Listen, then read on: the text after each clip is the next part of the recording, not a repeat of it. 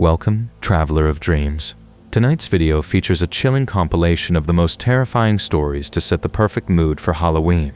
Before we get started, remember to like the video and subscribe so you won't miss future horror stories like these. Also, let me know where you are watching from, so go ahead and leave a comment. Let's begin.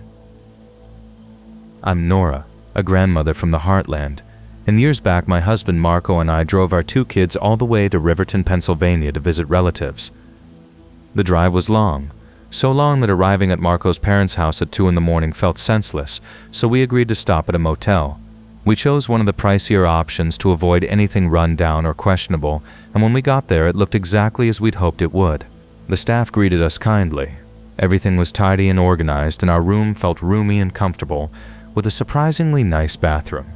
We checked in, hauled our luggage from the trunk, then had a pleasant dinner at a nearby bar and grill before returning around 9:30.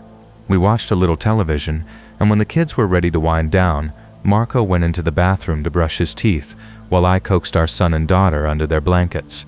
I'd promised our daughter a bedtime story, so I was on the hook to read one, but our slightly older boy, who could hear everything, insisted on a tale about trail-driving cowhands fending off war parties, not something about princes and princesses finding love and tying the knot. While the 3 of us tried to meet in the middle, a sudden, unexpected knock came at the door. It was close to 10, and our unspoken rule at home was that if anyone knocked that late, Marco would answer it. He heard it, spat, wiped his mouth, and headed over with a sour look. When our son asked who it was, Marco said it was probably motel staff, but when he opened up it wasn't a motel employee. Standing outside were 4 men. 3 were younger in tracksuits, deeply tanned and muscular like gym rats, and the 4th was older, thin, pale, but much better dressed. The older one apologized for the late hour and explained that he and his nephews wanted to come in and talk to us about something. Marco mirrored his politeness and said it wasn't a good time. We had a long drive in the morning and were heading to bed. The man countered that he really had to insist and promised that after a brief conversation they'd be on their way. Marco stayed courteous, but made it clear we didn't want company, especially from strangers so late. The older man didn't argue. He just turned and gave a nod to one of the younger men. The nephew reached behind his back and brought his hand around holding a handgun. He kept it low against his thigh, and the older man explained that, sadly, this wasn't a request. This was him telling us. Our son, the older of our 2, sensed something was off, maybe from the look on his father's face or from the way Marco fell silent once the gun appeared. In a whisper, our boy asked who was at the door. I told him I didn't know, but he needed to take his sister into the bathroom and both of them should climb into the tub. When he asked why, I used a pretext I'd leaned on before during a much less serious moment. Since he couldn't see around the doorway and hadn't seen the weapon, I told him we needed to speak about some grown-up stuff with the nice men outside. It wouldn't take long, but he and his sister weren't allowed to listen. They needed to wait in the bathroom for a minute. He asked if he could take a pillow. I said yes. He took his sister's hand and let her in, then shut the door. As he did, I saw Marco backing away with his hands raised while the men came inside. One of the younger ones closed the door behind him, and the older man invited us to sit on the double bed so we could be comfortable. He sat in the same chair I'd occupied a few minutes earlier, pulled out a cigarette, and one nephew lit it. After a drag, he looked around and said, "Pretty nice place, huh?" Marco's voice wavered with anger and fear as he asked what they wanted. The older man clicked his tongue and shook his head, took another long drag and told Marco it didn't have to go like this, that he could relax. He said we were going to reach a compromise, and once we did, he and his nephews would leave without raising their voices. Marco didn't change his tone. He repeated the question, and the old man began to explain. He said he and the younger men had stayed in the room the night before, and he was getting forgetful in his old age. He'd left something behind, something the motel staff wouldn't be foolish enough to steal, and since we were the next family in, we must have found it. I finally spoke up, saying we hadn't found anything valuable, and that it would be easier to help if we knew what we were looking for. The younger men's faces stayed stone cold while the older one smiled and said what he'd left should be in the nightstand closest to me. I stood to check, and he had to stop the nephew with the gun from pointing it at me. I was rattled but defiant, so I kept walking to the nightstand. I opened it. It was empty. I turned and invited one of the younger men to check it himself so he could confirm it. No one moved. The older man chuckled and said he figured that would be the case. If the nightstand was empty, that meant one of us had taken his property, and if we wanted to live, we'd hand it back. I felt anger rising because I thought I understood the grift: accuse guests of theft, then intimidate them into paying cash. When I challenged him on that, he laughed again. He wasn't after money, just his property. Marco cut in, asking what property. The older man told us to call the kids out. We refused at first, and he replied that we could ask them to come quietly, or a nephew could kick in the door and drag them out by the hair. Our choice.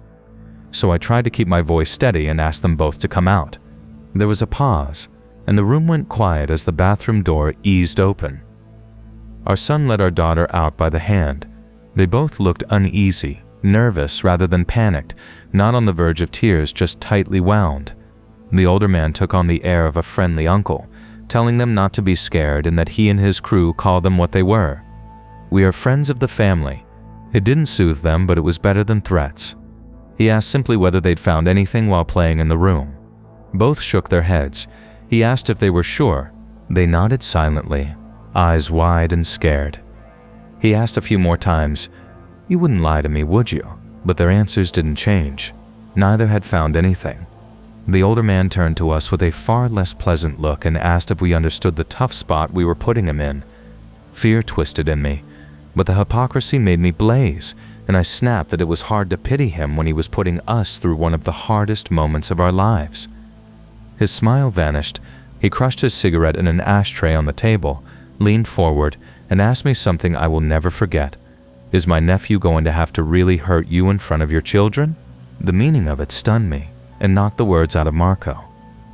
The older man pretended our silence meant we didn't understand, and he repeated himself slowly. When he did, our little girl's eyes filled and she pleaded, "Please don't shoot them." He answered in that same gentle, chiding tone that he didn't want to, but that Mommy and Daddy had taken something from him. Our son stayed quiet, holding his sister as she started to cry. The older man turned his back and for the first time truly looked angry. "Look what you did. Now your daughter's crying." In a voice that tightened every nerve, he said he didn't want to squeeze her silent, but he would if he had to. Marco's fury finally boiled over. He didn't stand, but he seethed and started to warn the man to keep his hands off her, only to have the gun swing up toward him before he could finish.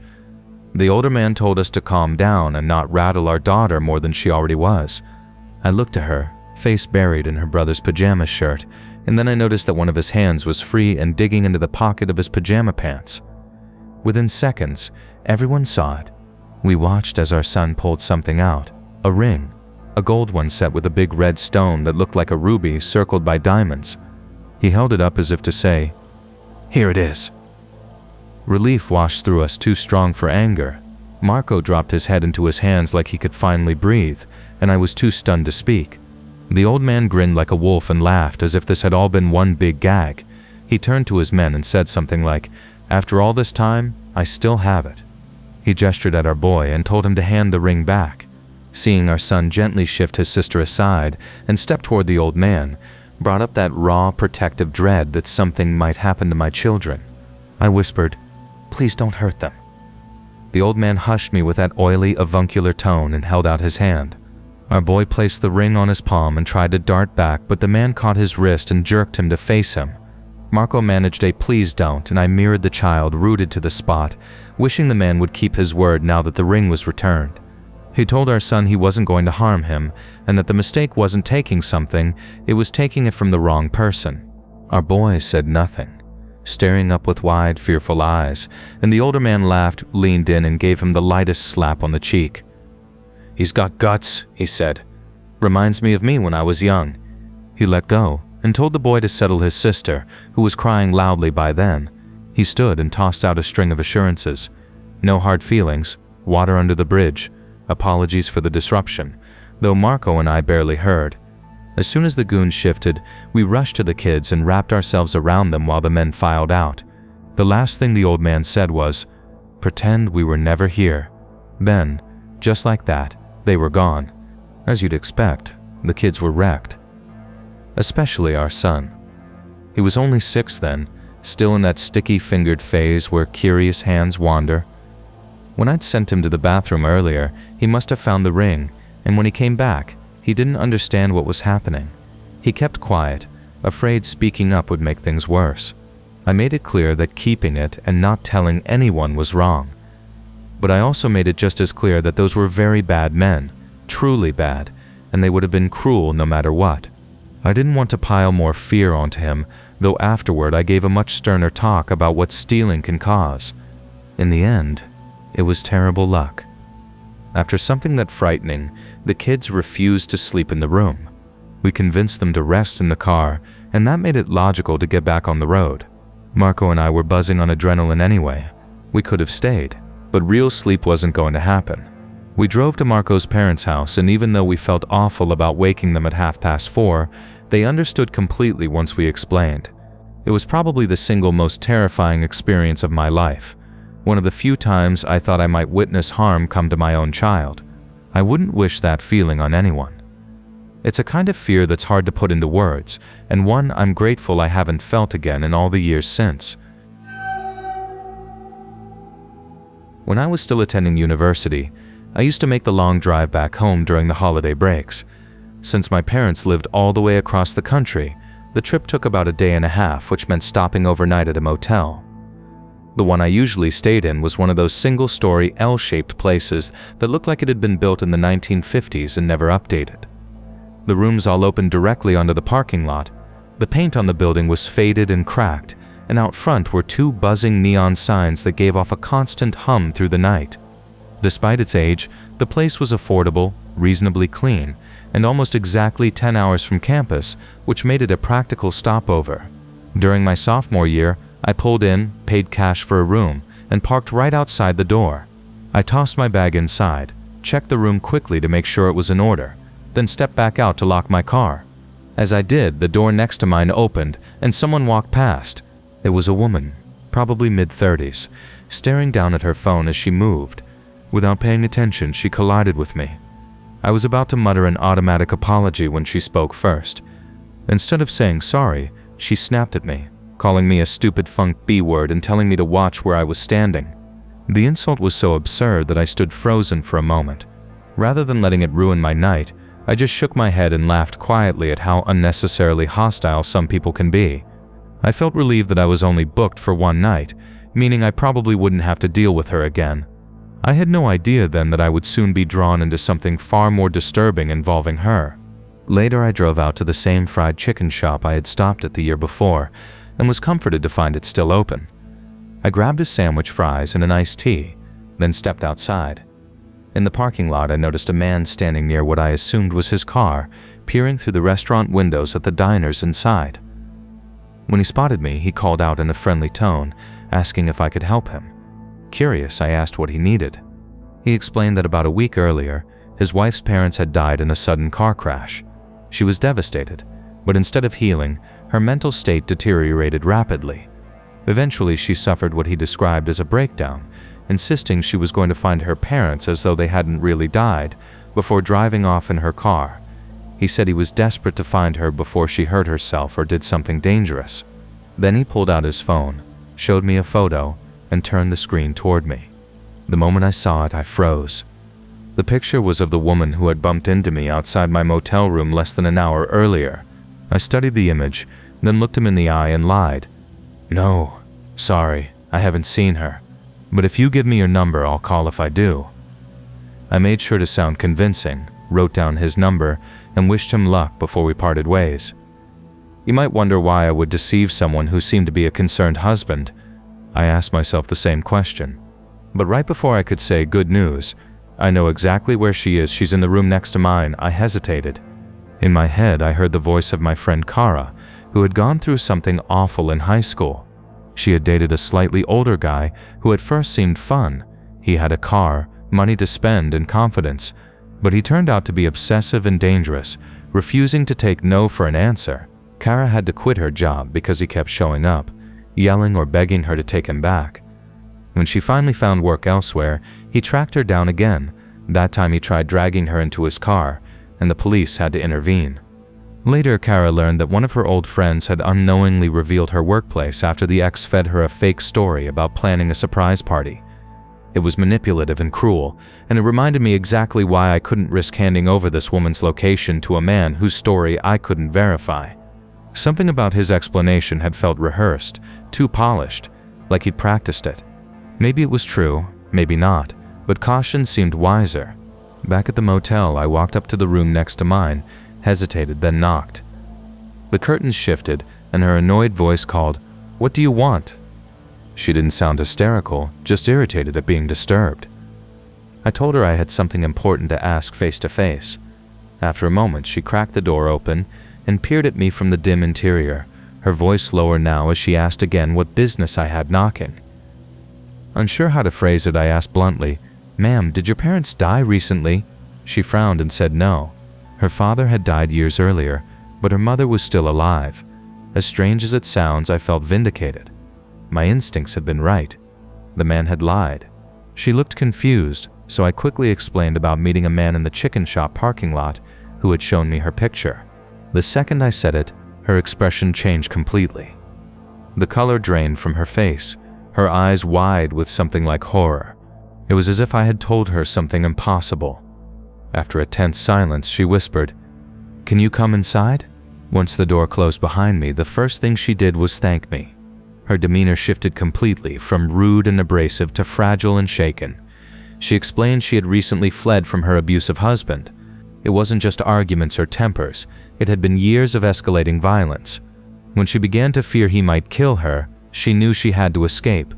While he was at work, she took a suitcase, some cash, and her car, and ran. Listening to her describe the abuse was chilling. When I told her I had lied to him about not seeing her, she looked visibly relieved, almost to the point of tears. I mentioned that I had his number and half joked about misdirecting him with false tips. For the first time, she smiled, even laughed weakly, before warning me not to get more involved. After thanking me over and over, I returned to my room to prepare for bed. I fell asleep feeling as though I had done something meaningful, maybe even life-saving.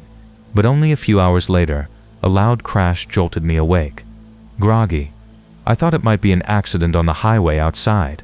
Before I reached the window, another bang sounded, this time from the room next door, hers.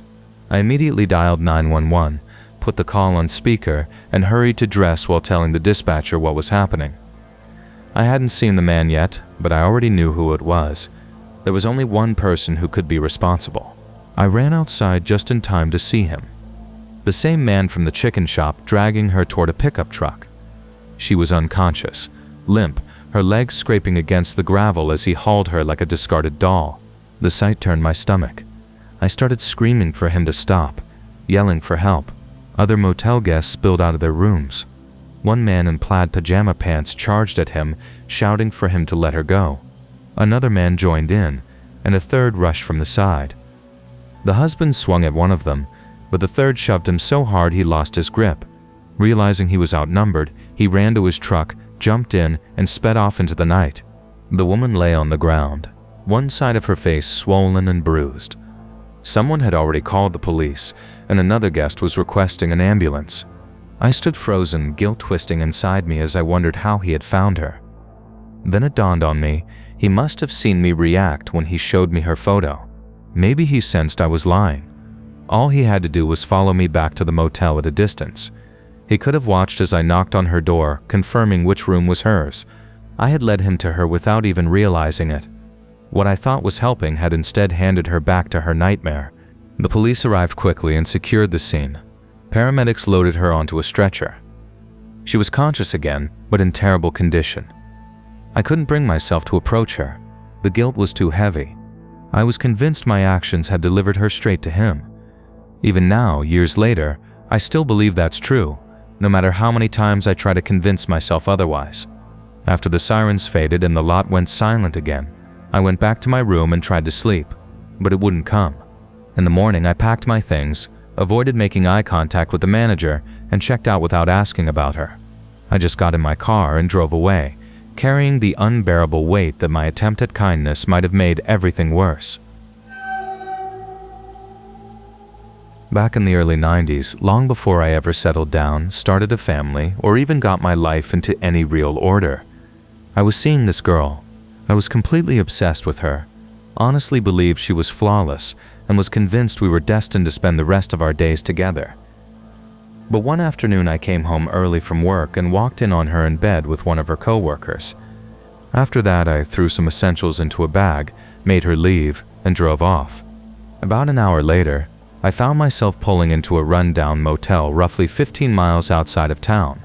It wasn't the first place I passed, but it looked like the kind of spot where I wouldn't wake up to find my car missing. I booked a room for a week and asked the desk clerk where I could find a liquor store. That first night I drank until I blacked out, then woke up hungover enough to pour out the rest of a half-empty bottle of vodka down the sink. Clearly, drinking wasn't going to patch up the mess in my life. After scarfing down a heavy burger and fries at a nearby diner, I crashed back in my room. 3 hours later, around 9:30 at night, I dragged myself into the shower trying to clear my head.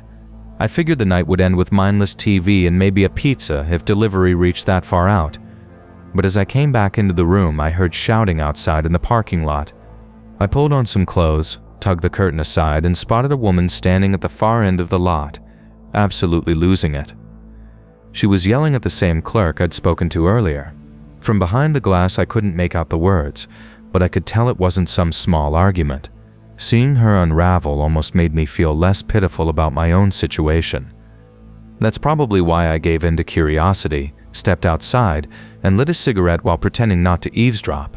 But once I caught what she was yelling, it stopped being funny.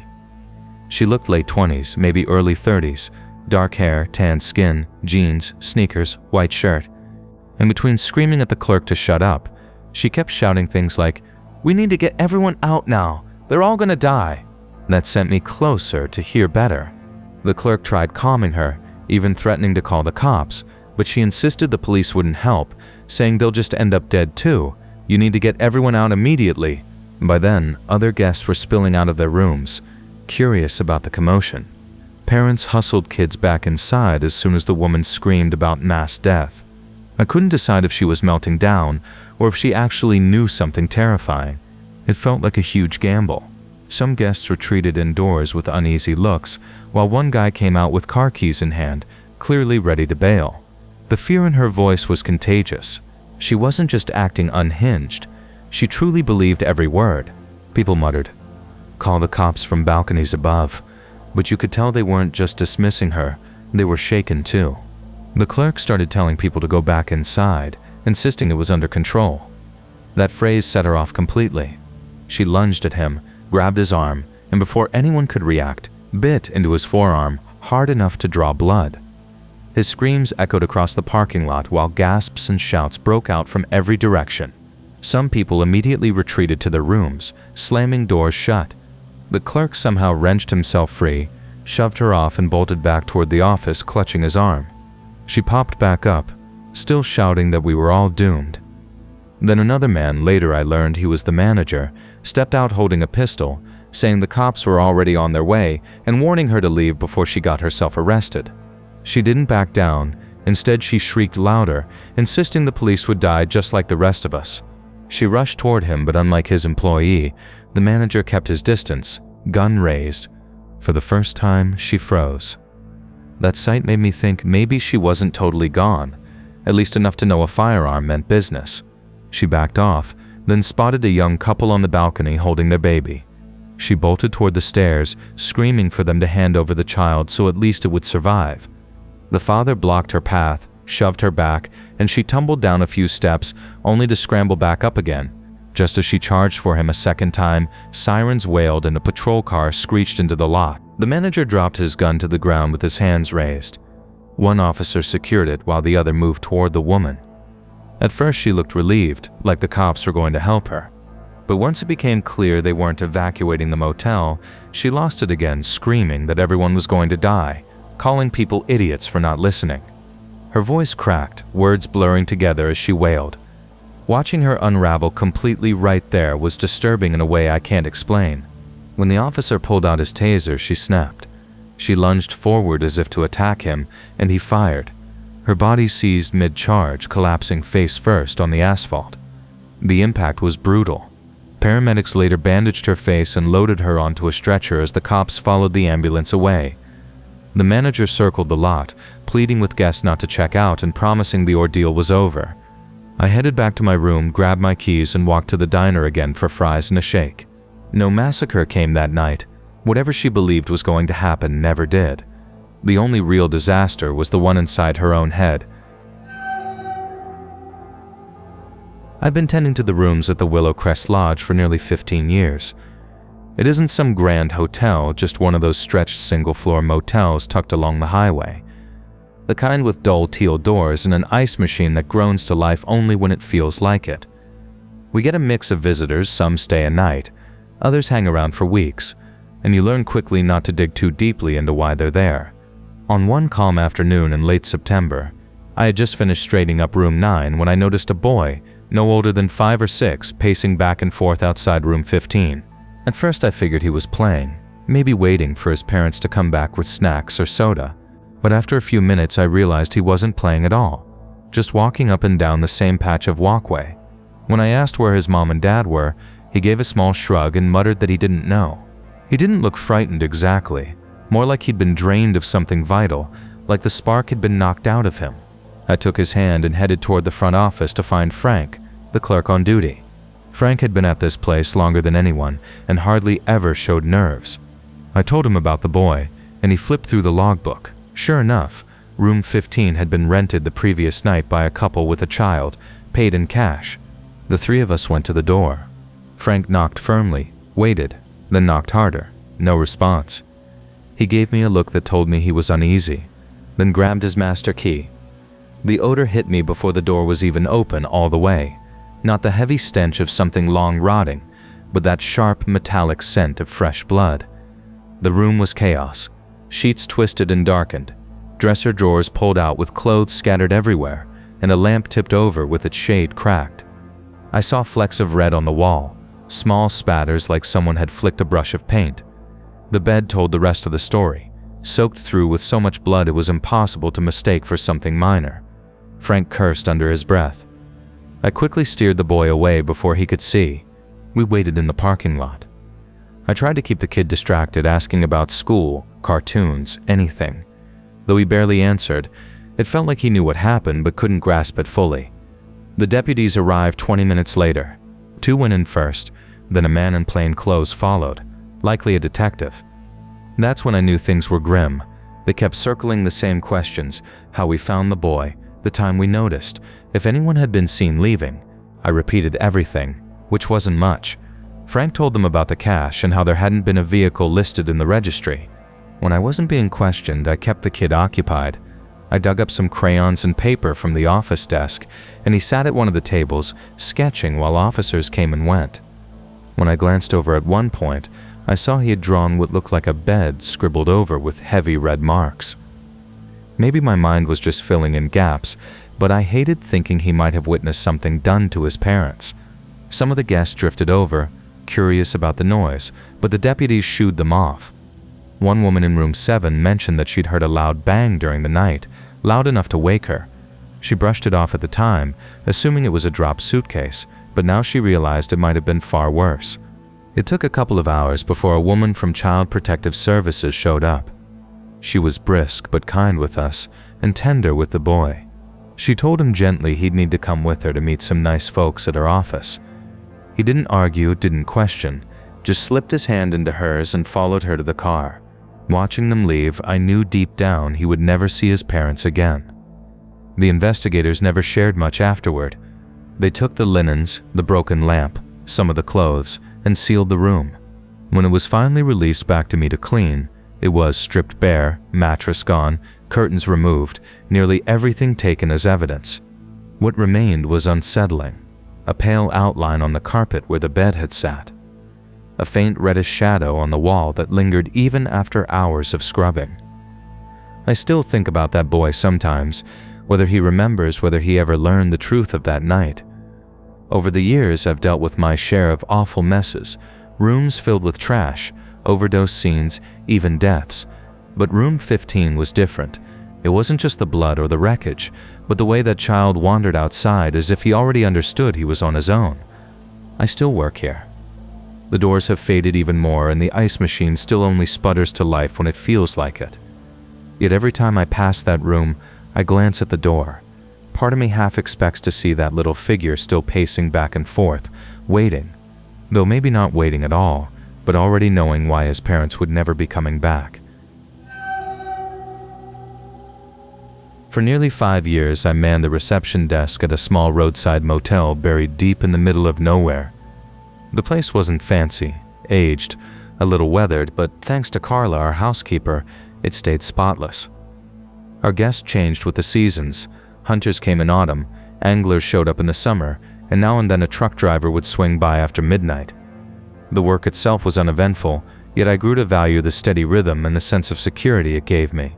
Still, once in a while, the kind of men you didn't want to meet in the dark would pull into that gravel lot.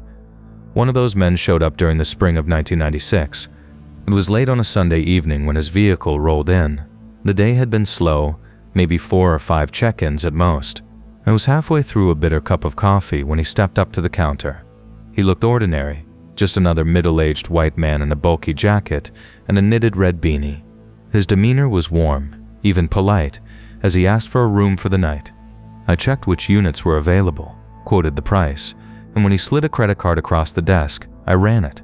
The machine declined it. He seemed puzzled and said, "That's strange. It's been fine all day." He asked me to run it again. I did, twice more, and each time the machine spat it back. The man looked embarrassed, apologizing while digging into his wallet. I assured him it wasn't a big deal, and he paid cash. With a grateful smile, he accepted his key when I handed it over, and I directed him to room number 6. That night I was covering the graveyard shift. From 9 p.m. to 7 a.m., aside from restocking the vending machine and keeping watch, I mostly passed the time with movies playing on the little box TV we kept behind the desk. The office had a good view of the lot, so I could see headlights whenever a car arrived. A few hours later, I noticed not 1 but 2 county patrol cars pulling into the lot. Mason County deputies. 2 officers remained outside, scanning the rows of rooms, while another entered the lobby. He asked me about a credit card transaction that had been declined multiple times earlier in the evening. He already knew the card had failed 3 attempts and said he needed to talk to the man who had used it. I told him about the guest in the red hat. The deputy asked which room, so I led him to number 6. The door was locked, but I handed over the spare key. They eased it open, weapons drawn, only to discover the room was vacant. The man had slipped away. One officer muttered that the guest must have been watching the lot and crawled out the back window when he spotted the flashing lights of their cruisers. Inside, all that remained was a half-finished bottle of water on the nightstand, a pair of dirt-caked boots near the bed, and a faint chemical odor, sharp and hard to place, something like hair dye or another chemical product. The deputies asked me not to re-enter the room until investigators combed it for evidence.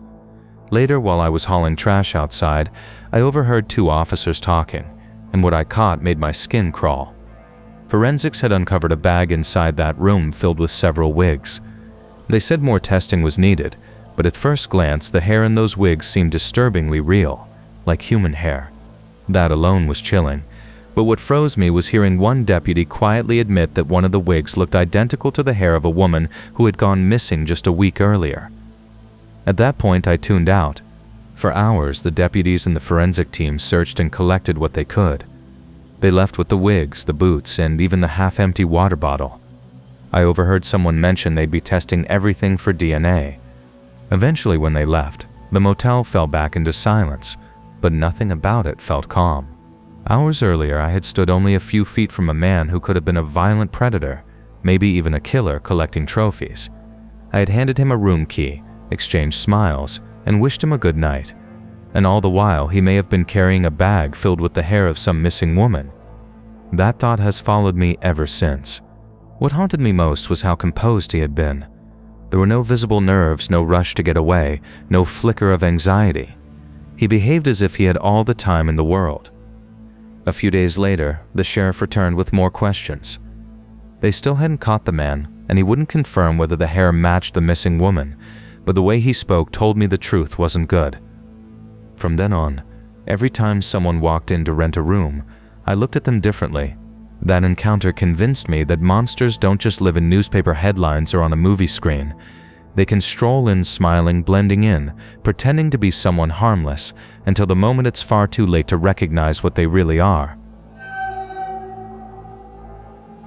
Years back, I had a job delivering pizzas for a small, family-run pizzeria. I won't pretend I was clueless about the extra things I sometimes carried alongside those steaming pies. Every so often, the order would include a padded envelope that reeked of marijuana. At that time, it wasn't unusual at all. Plenty of pizza places doubled as fronts for casual weed distribution. Maybe I was foolish, but I never really stressed over the risk. It wasn't my product, not my business, and I figured I could always claim ignorance about what those sides truly contained. Looking back, I was a fool. I wasn't the only delivery driver, I was simply the expendable one, the kid who handled the weed runs. The owner and his father had much darker dealings in play, and I learned about them the most horrific way possible, though it turned out far worse for them than for me. A typical Saturday night shift usually meant I was paired with a man named Danilo. Danilo was well past 60, maybe older, and he was the father of the pizzeria's owner, Corin. The two of them were unmatched pizza craftsmen. I stand by it still, once you had one of Danilo's deep dish specials or a stuffed crust prepared by Corin, you were hooked for life. I'm convinced they could have ruled the pizza market on skill alone, without dabbling in the narcotics trade, but that chance is long gone. Corin kept his own group of runners, while I almost always worked with his father. When I was paired with Danilo, it felt like the light side of their operations. Corin and his crew seemed to handle far heavier substances, crack, heroin, maybe worse. Danilo, whose full name was Bogdan, had immigrated from Serbia as a teenager. Who knows what he had once seen or learned back there. Later I heard whispers about him cooking up something like crocodile, though I believe that was just rumor. Despite the shadows in the background, I adored Danilo. He was kind, gentle, soft-spoken, the type of man you just felt safe around. I knew vaguely that he had endured unspeakable horrors in Serbia, but he never spoke of them. He made flawless pizzas, and now and then before it was legal, he slipped consenting adults a little marijuana. That was nothing to me. I enjoyed every minute working with him. Corin was another story. Distant, intimidating, a towering figure with a cold demeanor. And me? I was a scrawny kid, raised by a stepfather who was more of a tyrant than a parent. Maybe that's why I clung to the warmth Danilo gave. He was the best part of that job. One Saturday night, an order came through for a deep dish Danilo, our house special for weekends, probably with a few sides, though I can't recall exactly. This was before GPS, before delivery apps. If you didn't know an address, you used a paper map, and that's what I did. Danilo worked his magic in the kitchen, and I took the finished pizza out in the van. But when I pulled up to the address, something was clearly wrong. The place was a boarded-up ruin, condemned and uninhabitable. Nobody lived there, certainly nobody ordering pizza. I checked the order slip against the map again. It matched. Luckily, there was a payphone nearby. Hard to believe now, but I remember them well. I called the restaurant to confirm the order, thinking maybe I had miswritten the address. But Danilo didn't pick up. That struck me as odd. Maybe it had been a walk-in customer who'd placed the order, but that wasn't common. I tried again multiple times over the next 15 minutes, still no answer. An uneasy chill settled over me. By then, the pizza had cooled anyway, so I headed back to the restaurant. As soon as I arrived, I knew something was terribly wrong. The front door hung wide open. Danilo never left it that way. If a customer forgot to pull it closed, he'd rush to shut it, preserving the warmth inside. Then there was the smell, something roasting, thick in the air. We served meat lovers' pizzas and other dishes. Sure, but this scent was different. It was all wrong. In the kitchen, I tried to ignore the most obvious thing. My eyes first caught the writing on the wall, smeared in tomato puree. At that moment, I thought it was blood. The message was blunt. Your pizza's done. Then I saw it. A man's body shoved into the blazing pizza oven, only his legs and lower torso hanging out. The temperature dials were cranked to their highest setting. The stench confirmed it. And here's the part that has haunted me ever since. Before my brain processed the horror, my body reacted to the smell of roasting flesh as though it were food. Some ancient reflex whispered meat. Hunger flared before I realized I was inhaling the cooked face of Danilo. my coworker, my friend, the father of Corin. I prayed he hadn't suffered, but a butcher's cleaver was lodged between his shoulder blades. At first I hoped that meant he'd been killed quickly before being shoved into the flames. Later I would learn the truth. He had been alive, locked in that inferno, screaming as his flesh seared. That fact still makes me ill.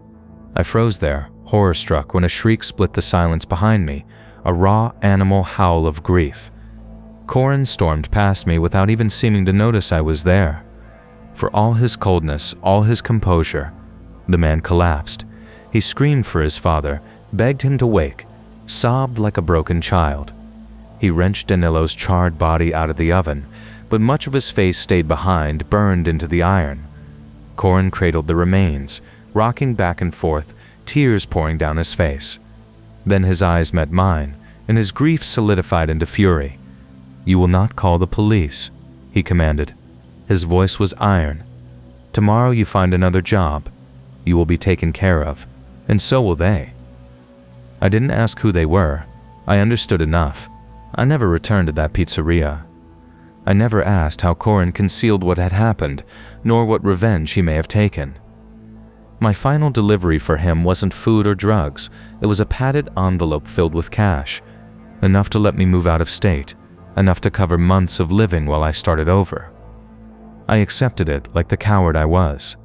I never looked back at the aftermath. I heard whispers of gang wars, of violence tearing through the streets, but Corin was never publicly tied to it. I chose not to know the details for my own survival. That was decades ago. I have a family now and I run my own restaurant. It will never rival what Danilo created, but it's the closest I can come as a tribute to him. I hope wherever he is, he sees me with pride. Whatever sins his son bore, Danilo did not deserve that fate.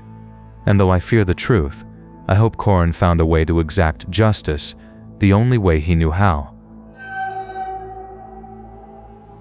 I'm a delivery driver, but not for pizzas. I'm a long-haul trucker, hauling everything from dishwashers and gaming systems to refrigerators, things you'd assume are low-risk cargo, but you'd be amazed at what thieves target. For instance, a few weeks back, an entire US shipment of a rare collectible toy line, the Laughing Harlequin figurines, got hijacked at gunpoint. Look it up if you doubt me. When that news broke, I was in the middle of a run from El Paso to Crestview. By contract, I'm not supposed to reveal my load specifics, but let's just say it was high-value, highly sought-after medical gear. This wasn't the kind of shipment that leaves you relaxed like boxes of microwaves or custom cabinetry. If you get that nod, you're probably as old as me. The trip clocked just over 24 hours, meaning a built-in rest stop and a few hours sleep. I'd mapped my schedule to land me at one of my go-to rest areas in Tennessee right at midnight. They had a great 24-hour diner there, plus I often caught up with a few familiar truckers to swap stories. You can imagine my letdown pulling in and seeing the diner shut down for renovations, the lot empty except for a decrepit old Land Cruiser that looked like it had been rotting there for months. No chatter on the CB either, just dead air. I figured these things happen. I'd brought my health-conscious road rations anyway.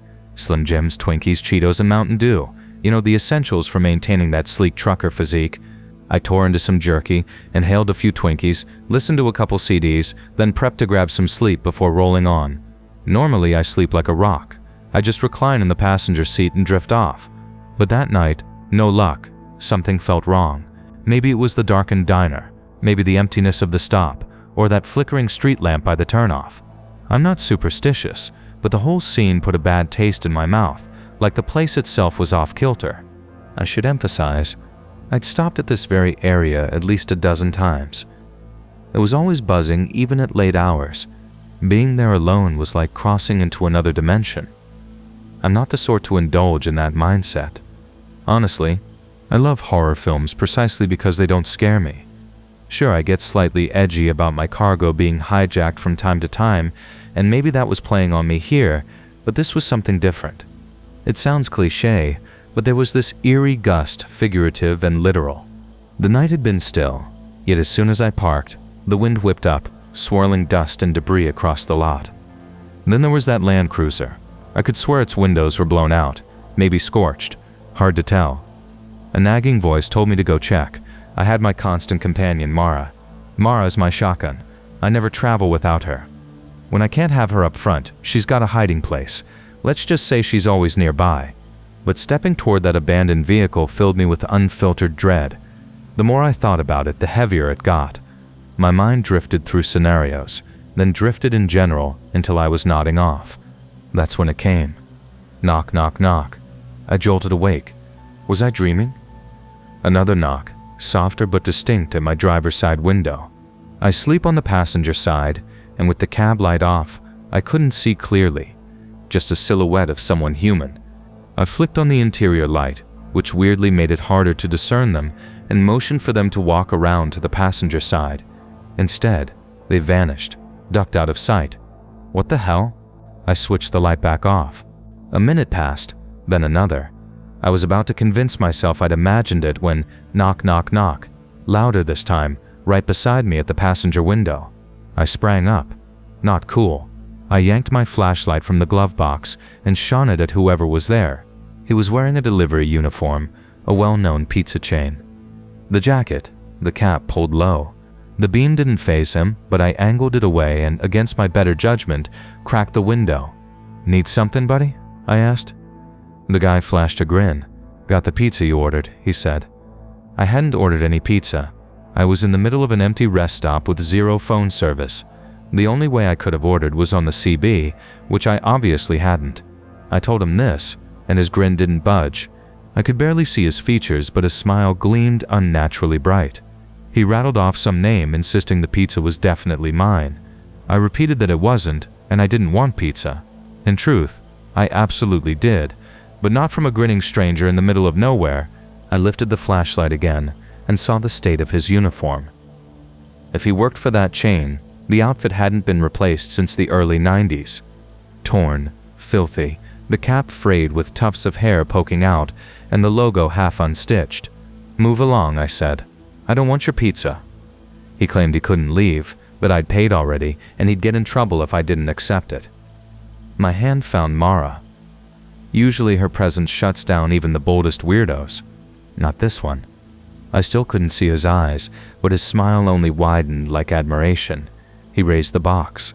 "You really don't want this pizza?" My stomach grumbled right then. That's when he tilted his head back and I caught his gaze, or what was left of it.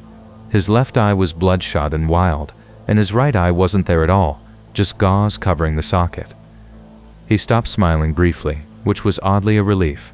I cocked Mara. "I'm leaving now," I said. "Step back." I wasn't sticking around another minute. I'd find another place down the road to rest. "No," he barked suddenly, making me flinch. The grin stayed, but his one eye looked almost mournful. "It's your pizza. You have to take it. I'll set it down and leave, then you can grab it." With that, he retreated straight backward, placed the box on the ground, and kept walking backward toward that Land Cruiser, never breaking eye contact. Finally, far enough away, he turned, got in the vehicle, and started it up.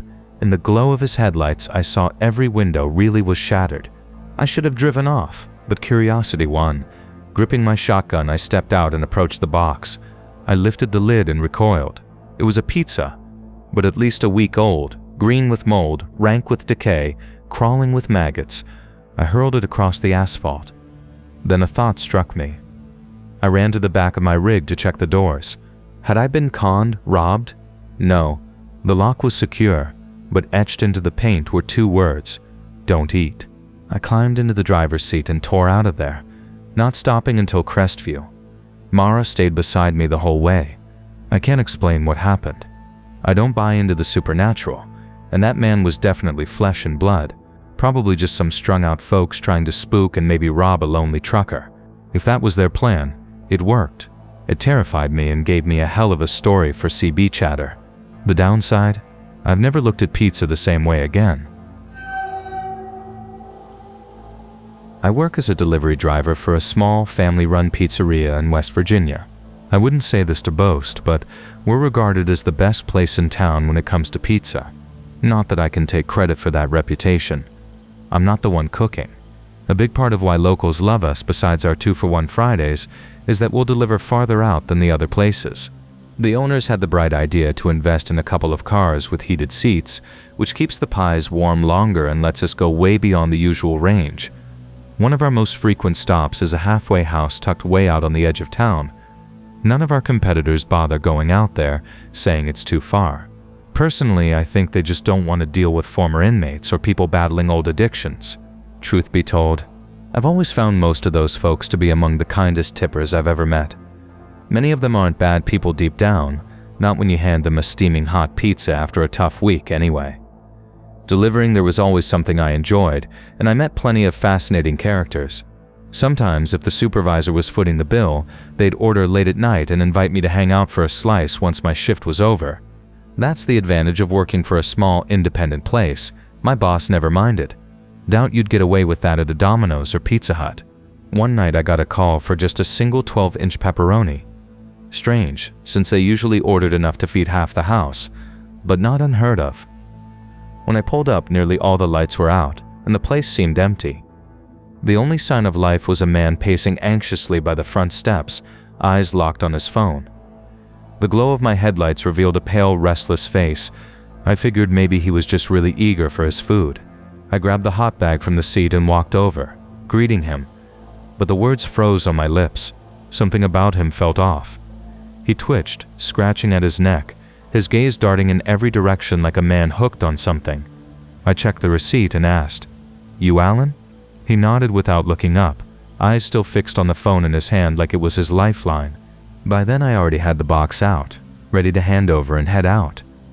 He'd paid through the app and I knew he wasn't about to toss me a tip or invite me inside for a chat. Then he muttered, "I'm really sorry."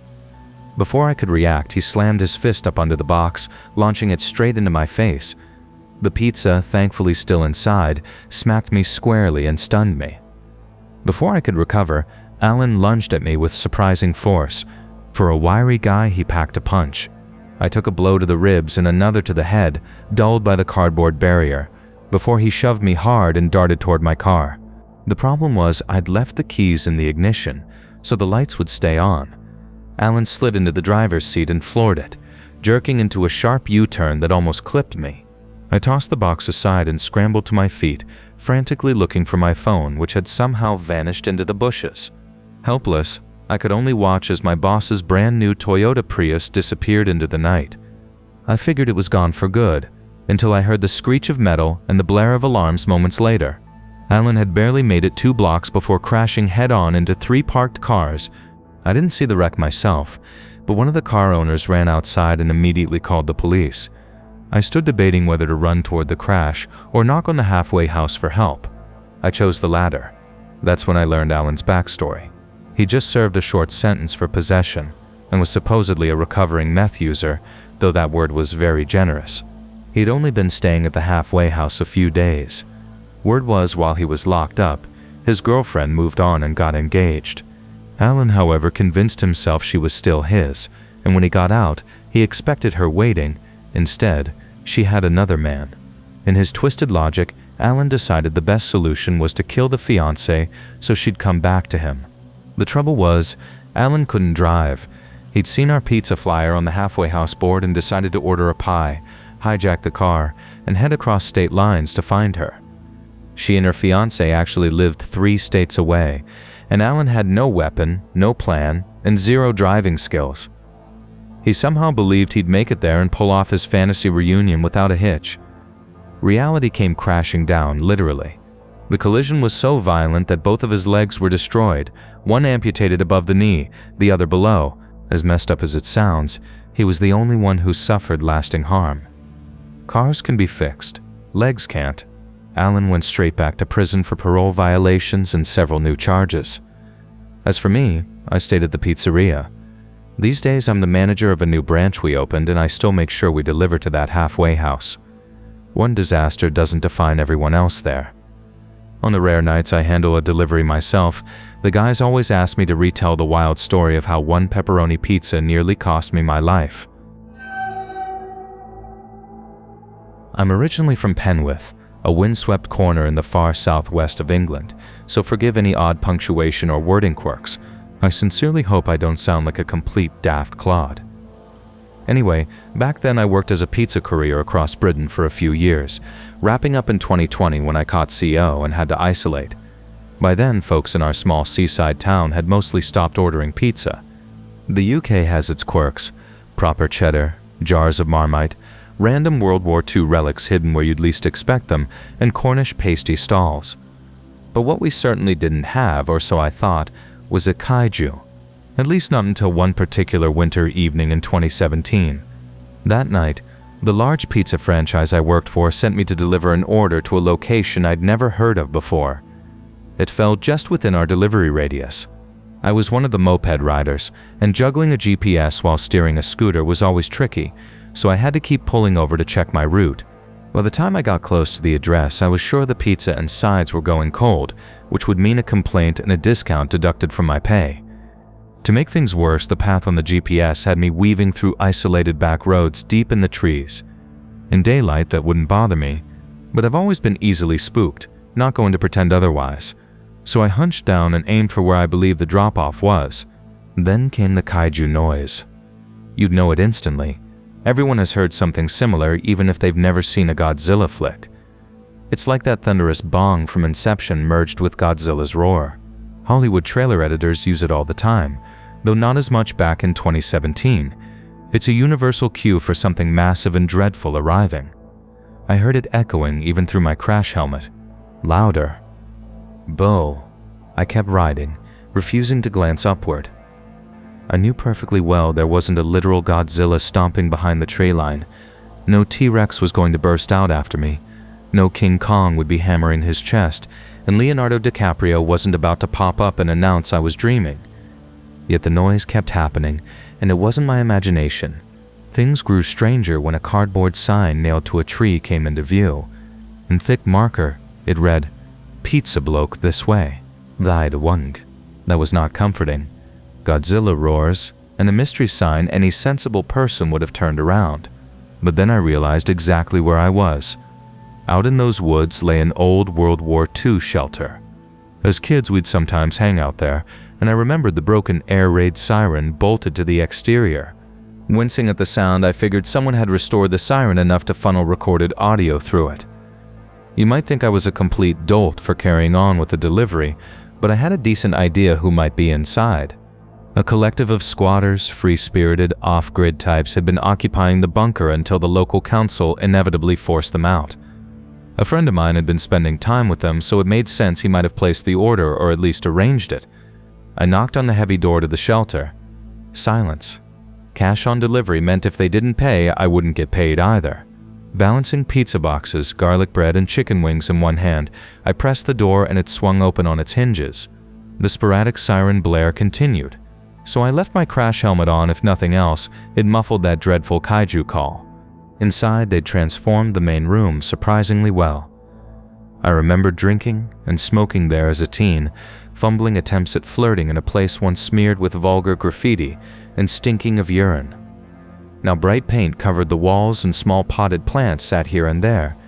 It could almost have been cozy if not for the creepy emptiness. Tired of lugging the food while the roar echoed, I noticed a desk with some sort of audio gear. It looked dead, or switched off, but at least it gave me a spot to set down the food. Once inside, the noise was more muffled. Then through my helmet, I caught a sharp cracking sound, like a foot snapping something behind me. An instant later, something struck me hard between the shoulder blades. I let out a loud yell and spun around. Before me stood a shirtless man with long, greasy hair and a wild, untrimmed beard. His torso was smeared with some foul-smelling substance I didn't want to identify. Clutched in his hands was a pool cue, the same object he'd just slammed into me. He shouted something incomprehensible, a phrase that might have been horrid lizard man doing something vile, then struck me again. This time the cue splintered across my helmeted head. Luckily, the moped helmet absorbed the blow. But now the unhinged stranger lunged at me with the jagged half of the cue like a spear. Instinct took over. I drove forward and smashed my helmeted forehead directly into his face. Blood burst from his nose, splattering across my visor so badly I could hardly see. I bellowed back at him, my own feral roar that Godzilla would have admired, and delivered the strongest kick I could muster straight into the crazed man's groin. He screeched and doubled over, giving me just enough time to shove him aside, sprint outside, flip up my blood-smeared visor, and crawl onto my pizza-branded scooter. I eased away as fast as I dared, hands trembling on the handlebars. When I felt far enough away, I called the police. Of course, in the rural British countryside, it took hours for them to reach the old bunker. By then, I'd returned to the restaurant and told my manager everything. He clearly didn't believe me until officers later rang the store. They'd found no one in the shelter. Only bloodstains, the snapped pool cue and the jury-rigged siren connected to a laptop. The squatters were all accounted for at a licensed outdoor rave in a nearby farmer's field, totally above board. They swore they had no clue who my attacker was. He was never caught at the scene. Worse still, by the time police arrived, the pizza and sides had also vanished. Months later, though, I got answers. The same man attempted to rob the village post office. He turned out to be a violent crack addict with a long prison history. When I was called to identify him in a lineup for one of his many offenses, an officer quietly told me I'd been extremely lucky. Here's where it turns truly bizarre. That man admitted to everything else, my assault, the robbery, several other crimes, but insisted he never set up the laptop to play that kaiju Inception-style sound. He maintained it wasn't him. So did the squatters. None of them had a reason to lie. No one would have been charged for the noise. To this day, I can't explain who or what was responsible for that monstrous, echoing roar in the woods. Maybe I'll never find out. Honestly, I'm just grateful I walked away from that night alive. I work for a pizza joint that takes accuracy extremely seriously. We're obsessive about it to the point where we have one of those signs, like in the opening of The Simpsons, that displays how many days it has been since the last mistake.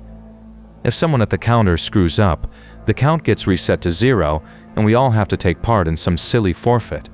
It's mostly harmless fun, but it reflects the pride we take in getting orders right. Funny enough, on the rare occasions where we actually did mess up, no customer ever lodged a real complaint. We didn't start this game because of pressure from anyone. It just seemed like a fun system to keep us sharp. Most of our regular customers were laid back. That was true until Colleen came along. Now, to be fair, Colleen had always been pleasant in the past, but that was back when her orders had been flawless. Unfortunately, I was the unlucky one assigned to forfeit duty that particular day. Since I was the delivery driver, it meant I was supposed to double-check the order before leaving. So yeah, it was on me. Our store has a perfect pizza guarantee, meaning that if we miss even the smallest detail, the entire meal is free. It was around 5 p.m. when I rolled up to Colleen's place, just a couple minutes earlier than expected. She had clearly just returned from carting her kids around, maybe band class or ballet, and was wrangling them out of the family station wagon. The boy looked around 12, the girl about 8. When she spotted me, she sighed sharply, already frazzled, and scolded me for arriving early. I responded as politely as I could, explaining that the delivery window was just an estimate, and that 6 minutes early is usually considered good. Her eyelid twitched as her face turned crimson. The term Karen hadn't really entered public vocabulary yet, but Colleen was undoubtedly on track to become one long before it was trendy. The kids, on the other hand, were thrilled to see the pizza had arrived. Colleen, however, was convinced something must be wrong because I was early. She began inspecting everything like a detective searching for evidence.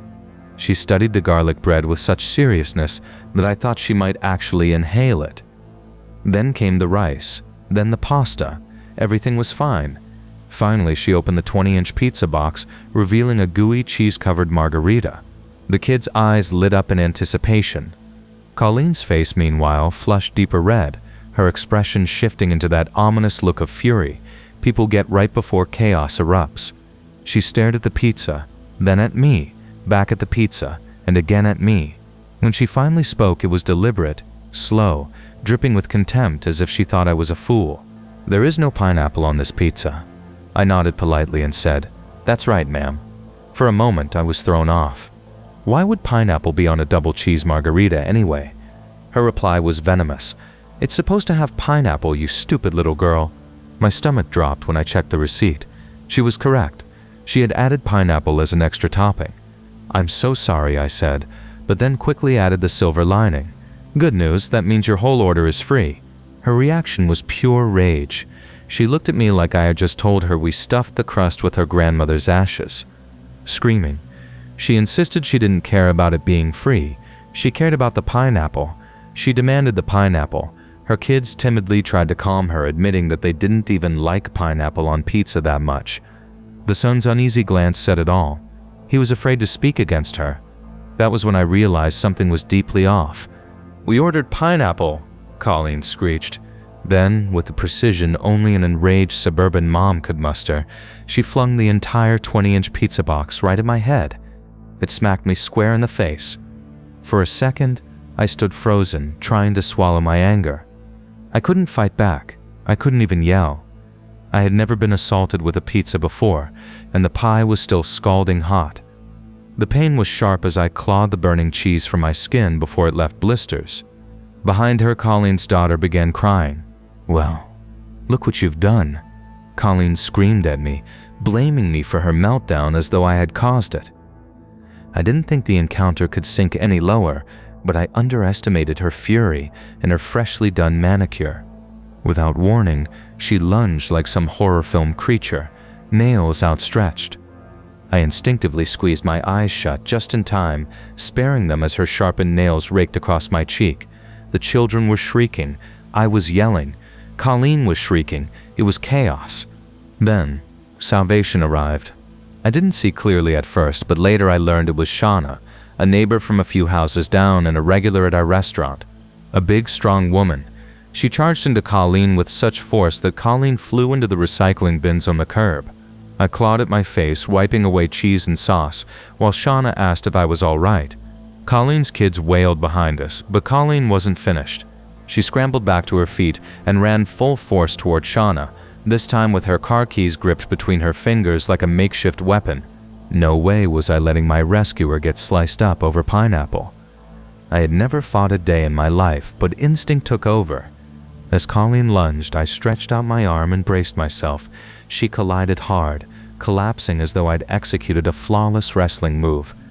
Maybe it was just my imagination, but I swear her kids actually cheered.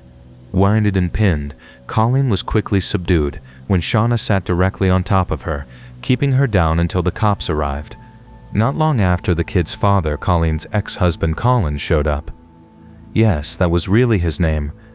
The officers carted Colleen away while Colin took custody of the kids. Shauna and I headed to the station to file our statements. Colin and Shauna both remained loyal customers, so I eventually learned more of the backstory. Turns out Colleen had developed dependencies on both Xanax and Adderall, and between those and the turmoil of her divorce, she had mentally unraveled. Colin had been battling for custody, but courts in our state rarely favored fathers. Thankfully, after Colleen's pizza-fueled meltdown, custody shifted to him, with Colleen only allowed supervised visitation. She didn't end up serving prison time. Instead, she was admitted to a psychiatric facility, then placed in rehab, which honestly was the right call. Shauna, Colin, and the kids were given special VIP cards from our restaurant, granting them 2 free meals a month. And as for me, management decided my forfeit was waived that day. Nearly being blinded by molten cheese and clawed half to death by acrylic nails was deemed punishment enough. I first learned about Craigslist in the aftermath of the 2001 attacks, when countless photos and updates began appearing there. The images and videos people uploaded were overwhelming, but the first-hand accounts shared on Craigslist New York were even more intense. Someone described seeing a man in a business suit sprinting by, his tie engulfed in flames as if he hadn't noticed, while another compared those emerging from the dust to statues breaking free. That was what hooked me, and soon I was logging on daily. When I ran out of new pictures or survivor stories to pore over, I drifted back to my hometown's Craigslist page to browse the local postings. I often visited the free listings and for sale sections since treasures occasionally popped up. The fix-it and frugal threads were handy too, and the discussion boards sometimes offered useful tips. But the page I checked almost every day without fail was the temporary jobs category. At the time, it was surprisingly easy to earn a bit of cash. I signed up for surveys and studies on topics ranging from eating habits to depression. One cosmetics company even paid me to smear moisturizer on my face and write my impressions. I also picked up quick repair jobs, $30 here, $20 there. Sometimes all it took was delivering my ladder to someone who needed to change the battery in a smoke alarm. Mixed in with those harmless offers were bizarre ads. One I remember vividly offered $100 just for sending a text message. The post claimed it was completely legitimate and provided an email. I assumed it was a scam but couldn't see the angle, so curiosity won. I wrote a polite inquiry, and within minutes came a reply saying it was real. I'd be wired the money as soon as I sent the message. Still doubtful, I humored the person and asked what to type. He responded with a phone number and the 3 words, "I see you." That was enough. I deleted the exchange, flagged the listing, and moved on. Though it left me uneasy. Later the ad disappeared. Whether it was taken down by moderators or because the job had been carried out, I couldn't say. Maybe it was only a prank, but it rattled me, and that turned out to be only the beginning. As Craigslist traffic boomed between 2004 and 2009, the odd posts multiplied. Many were obvious jokes or the start of elaborate pranks. I browsed the stranger ones for amusement, and I like to think I grew skilled at spotting the difference between kids fooling around in a computer lab and someone genuinely disturbed. That was, until I found the ad titled "Earn Money by Assisting with Medical Treatment." At first glance, it seemed no stranger than anything else I'd seen. But when I opened it, I couldn't stop laughing. I wish I had saved a copy. The gist was that the medical treatment referred to amputating the poster's right leg. He wanted someone to come to his apartment and watch while he severed it below the knee, helping him avoid bleeding to death. No experience required, he wrote. He'd instruct the helper in tourniquet use and wound cauterization. Payment, $1,000. The subject matter was grim, but the writing was hilarious, self-aware, almost satirical. The email address listed was cash-to-cut-off-my-leg@a.com, which only made it more ridiculous. I laughed so hard I decided to write the poster, not to take the offer, but to thank him for one of the funniest things I'd ever read. Hours later, a reply appeared. The sender signed off as "Cash to cut off my leg." I'll call him Cash. He said he was glad I appreciated his dark humor, but insisted the ad was genuine. He added that he'd noted "serious inquiries only" at the end, though that phrase had become such a cliché among trolls that it made things seem less authentic. I'd seen joke ads asking for 10 gallons of breast milk, "serious inquiries only," or someone to chew my hemorrhoids, "serious inquiries only." I wrote back, thanking him for the laugh, but making it clear I wasn't convinced. Minutes later came another reply. Cash said it wasn't a joke, that he had been planning to remove his leg for years and had even rehearsed on one of his fingers. He told me that whether I believed him didn't matter. Eventually he'd find someone willing to help. If that wasn't me, he asked politely that I stop emailing. The tone startled me. Polite, even thoughtful, with no attempt to gross me out. That unexpected civility drew me in. Usually I would have dropped the conversation and deleted the messages, but with Cash, I couldn't. I knew I'd end up writing again, and it didn't take long. I sent him a long email saying that if the post was a joke, fine, but if he was truly sincere, I found it fascinating and wanted to ask questions.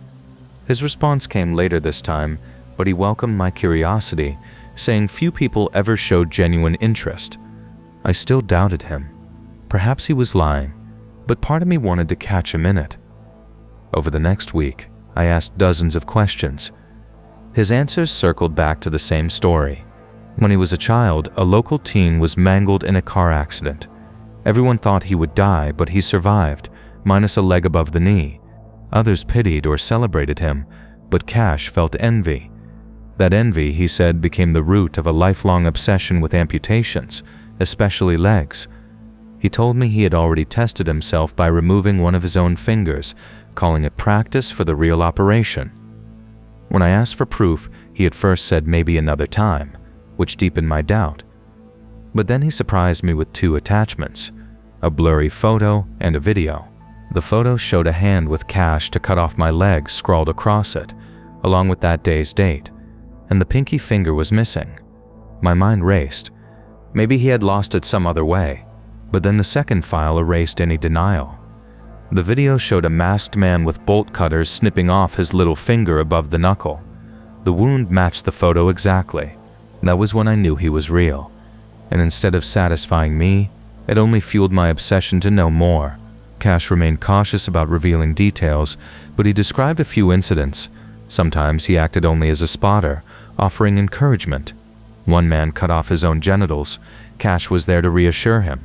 Another time, Cash helped a man force doctors into amputating his leg. They filled a trash bin with ice and water, and the man submerged his leg for nearly 20 hours while Cash kept him fed and warm.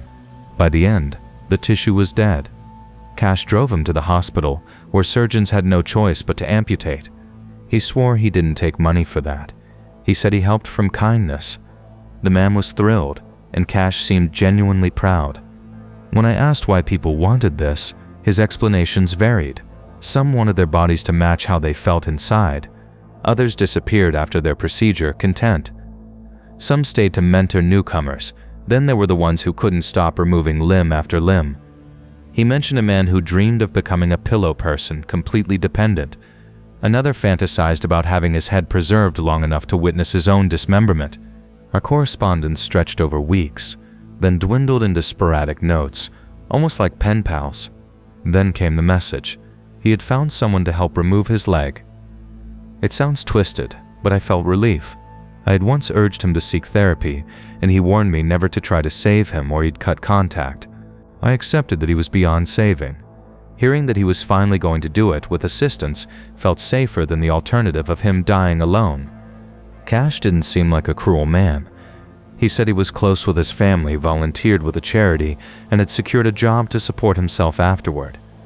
He claimed he avoided procedures that would leave someone helpless. That contradiction, his grotesque obsession alongside his normal life, haunted me. Then came his last message. "Today's the day. I'll let you know how it goes." No follow-up ever came. I refreshed my inbox endlessly, then sent him messages begging for a reply. Nothing. I told myself he had changed his mind, realized how insane it was, and walked away. I clung to that hope, but when the world was quiet at night, the darker thoughts returned.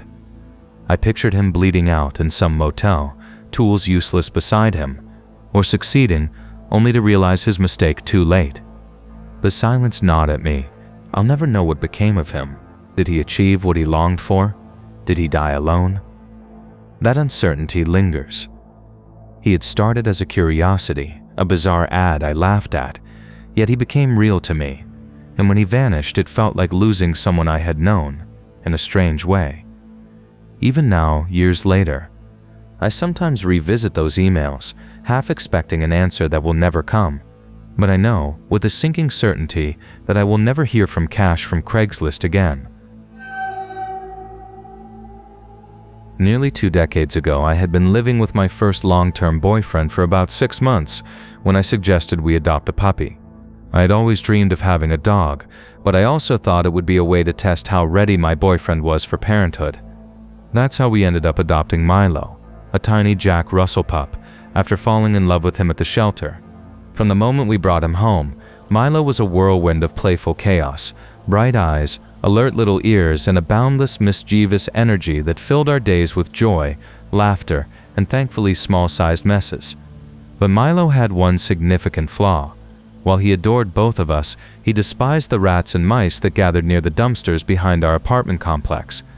We were in the process of potty training him, taking him outside and rewarding him with treats whenever he did his business. But one day, he literally caught the scent of a rat near those dumpsters.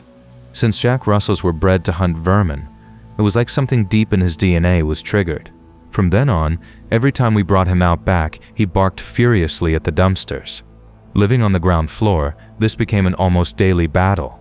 Still, that was nothing compared to when he actually spotted one. The back of the building became his battlefield, and one day he even tried to hurl himself over the fence in pursuit. That was the moment we realized we could never risk taking him back there. If he cleared that fence, there'd be nothing to stop him from running straight toward the nearby highway, something we couldn't even bring ourselves to consider. Then one morning, the worst happened. We woke up to find Milo gone. My boyfriend had come home drunk the night before and forgot to close the back door properly. At some point during the night, Milo must have slipped out. Whether he jumped the fence chasing rats, squeezed through a gap, or more terrifying, was stolen, we couldn't know. I was devastated and furious, refusing to speak a word to my boyfriend until he swore, with everything he had, that he would bring Milo back no matter what. His vow was dramatic, but I could tell how guilty and remorseful he was. He searched tirelessly, knocking on neighbors' doors, plastering missing posters around, and even posting a notice on Craigslist titled "Lost Dog," complete with Milo's photo, his last known whereabouts, and a reward offer. Over the next day, I kept pestering him every few minutes to ask if anyone had responded. He didn't admit it, but I could see he didn't want me clinging to false hope. Stories of lost pets rarely ended happily, and in my heart I knew he was pouring so much effort into it out of guilt rather than true optimism. But then, less than 48 hours later, he received an email from someone who claimed to have found Milo. The email said, "Hello? I picked up a small dog wandering near the highway the other day and brought him home. A friend mentioned a lost dog ad she saw on Craigslist, and after checking I realized the dog matched Milo. He even answers to that name." The sender included a phone number. When my boyfriend called, relief washed over us both. The man on the line sounded older, his voice rough but friendly. He told us he'd been caring for Milo, feeding him cooked chicken, and taking him for careful walks on a makeshift rope leash. He gave us his address, and we promised to stop by within hours. I broke down in gratitude, forgiving my boyfriend entirely and thanking him for working so hard to fix his mistake. I repeated everything the stranger had told me, but two details unsettled my boyfriend. First, the man mentioned keeping Milo in his basement. I didn't find that unusual. He probably didn't know Milo's training level and wanted to contain any accidents. But my boyfriend pointed out that if Milo was being walked regularly, there was no reason to confine him to a basement. The second red flag was the man's neighborhood. My boyfriend muttered, "That's not a safe part of town. You shouldn't go there alone." When the time came, we drove together. As we neared the address, the streets grew increasingly deserted.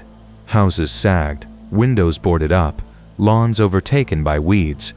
I double-checked the address, hoping I'd misread it, but no, it was right.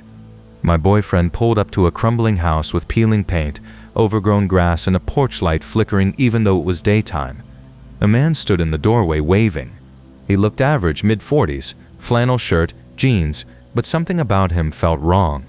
He grinned, revealing crooked teeth, and said Milo was downstairs, motioning for us to enter. Up close, the house was worse. Filthy windows, rotting porch boards, and a mildew odor spilling from the open door. I froze, glancing at my boyfriend. He gave a quick shake of his head. I asked if the man could simply bring Milo up. His smile faltered, but he said it was fine, only to immediately insist again that we come inside. My boyfriend's voice hardened as he refused, saying we'd wait outside. The man's demeanor changed. He looked irritated but agreed, disappearing into the house with the door left ajar. My boyfriend leaned close, whispering that something wasn't right, that we should just go. I whispered back that we couldn't leave without knowing if Milo was there. Hope and dread wrestled inside me as we stood waiting. Minutes ticked by. The man didn't return. My boyfriend finally checked his watch and said flatly, "We're leaving." Just as we turned, the man reappeared, expressionless now, all friendliness gone. He asked in a flat voice if we weren't coming in after all. My boyfriend repeated his refusal, and we began walking away. The man stood silently, staring, until we reached the car. Then he called out in a tone that sounded casual but carried something sinister beneath it. We got in and drove away without a word. My whole body was tense, uncertain if I was more upset or unnerved. After a long silence, my boyfriend spoke. He said he didn't believe the man ever had Milo at all. The house, the neighborhood, his behavior, it all screamed of a setup. The thought chilled me. That night, I couldn't sleep, replaying the man's shifting expression when we said no. I kept asking myself what would have happened if we had stepped inside. The next morning, still unsettled, I looked up the address online. The property had been foreclosed years earlier. No one was supposed to be living there. I called the police to report everything. They promised to check it out, but didn't seem concerned. A week later, an officer called back. They'd found something in the house, but wouldn't say what. All he told me was that I was lucky not to have gone inside. We never saw Milo again. Sometimes at night, I think about that man framed in the doorway, and I wonder how many people weren't as fortunate as us, and how close I came to joining them. When I was younger, a bit reckless, and eager to meet someone, I figured it might be smart to check the personal section on Craigslist. Most of the ads I came across were obviously fake or flat out disturbing, but after scrolling for a while, one particular post stood out. It was brief and to the point, someone saying they had just split from their boyfriend, weren't looking for anything serious, and wanted something casual. The attached photo sealed it for me. The girl was stunning, clearly out of my league, but she looked real enough to take a chance. I decided to send her a message, and to my surprise she replied almost instantly. Things escalated quickly, almost unnaturally fast, and within just a few exchanges she was already sending suggestive photos. I could hardly believe my luck, but there was a nagging feeling in the back of my head that it was too perfect to be true. Half joking, I sent her a message asking for proof if she was real she should send me a photo holding a piece of paper with my name on it. To my shock, she actually did. That was all I needed to convince myself she wasn't a scammer. We kept chatting and she explained that she wasn't after a relationship, just something casual. Her ex had recently moved out, and she was still not ready for anything serious. She only wanted to have some fun. She then sent me her address and told me to come over. To be sure everything was legitimate, I called her number. She answered on the first ring, and her voice was as enticing as her pictures. She said she was at home waiting. Everything about it felt unreal, like a dream I might snap out of at any second. But it wasn't. When I drove to the address, the place turned out to be a quiet suburban neighborhood. The house looked completely normal, with a neatly trimmed lawn and a long driveway. I called her again to let her know I'd arrived, but got no answer. I tried a second time, still nothing. I started to feel uneasy, but I talked myself down, thinking maybe she was in the bathroom or had stepped away from her phone. Trying to shake off the nerves, I stepped out of the car and headed toward the house. That's when I saw them. 2 men were standing in the window, staring directly at me as I walked up the driveway. Both of them looked disturbingly out of place, like they belonged in a police lineup. One had a shaved head and a hard scowl etched on his face, while the other was wiry with tattoos climbing up his arms. Every instinct in me screamed to run. Without hesitating, I turned, bolted back to my car, jumped inside, locked the doors, and sped off. My hands were trembling and I couldn't stop checking my rearview mirror, half expecting them to come after me. When I finally reached home, I tried to calm myself. Maybe I had overreacted. Maybe those guys had nothing to do with her at all. But deep down, I knew the truth. About an hour later, I got a text from the girl. It read, "You're a loser." That was my boyfriend, and we were just messing with you. I stared at the screen, feeling a strange mix of anger and relief. So much for the ex-boyfriend story, right? I tried to brush it off as some twisted prank, something they probably did to freak out random guys. It was messed up, sure, but at least I'd walked away unharmed, or so I thought.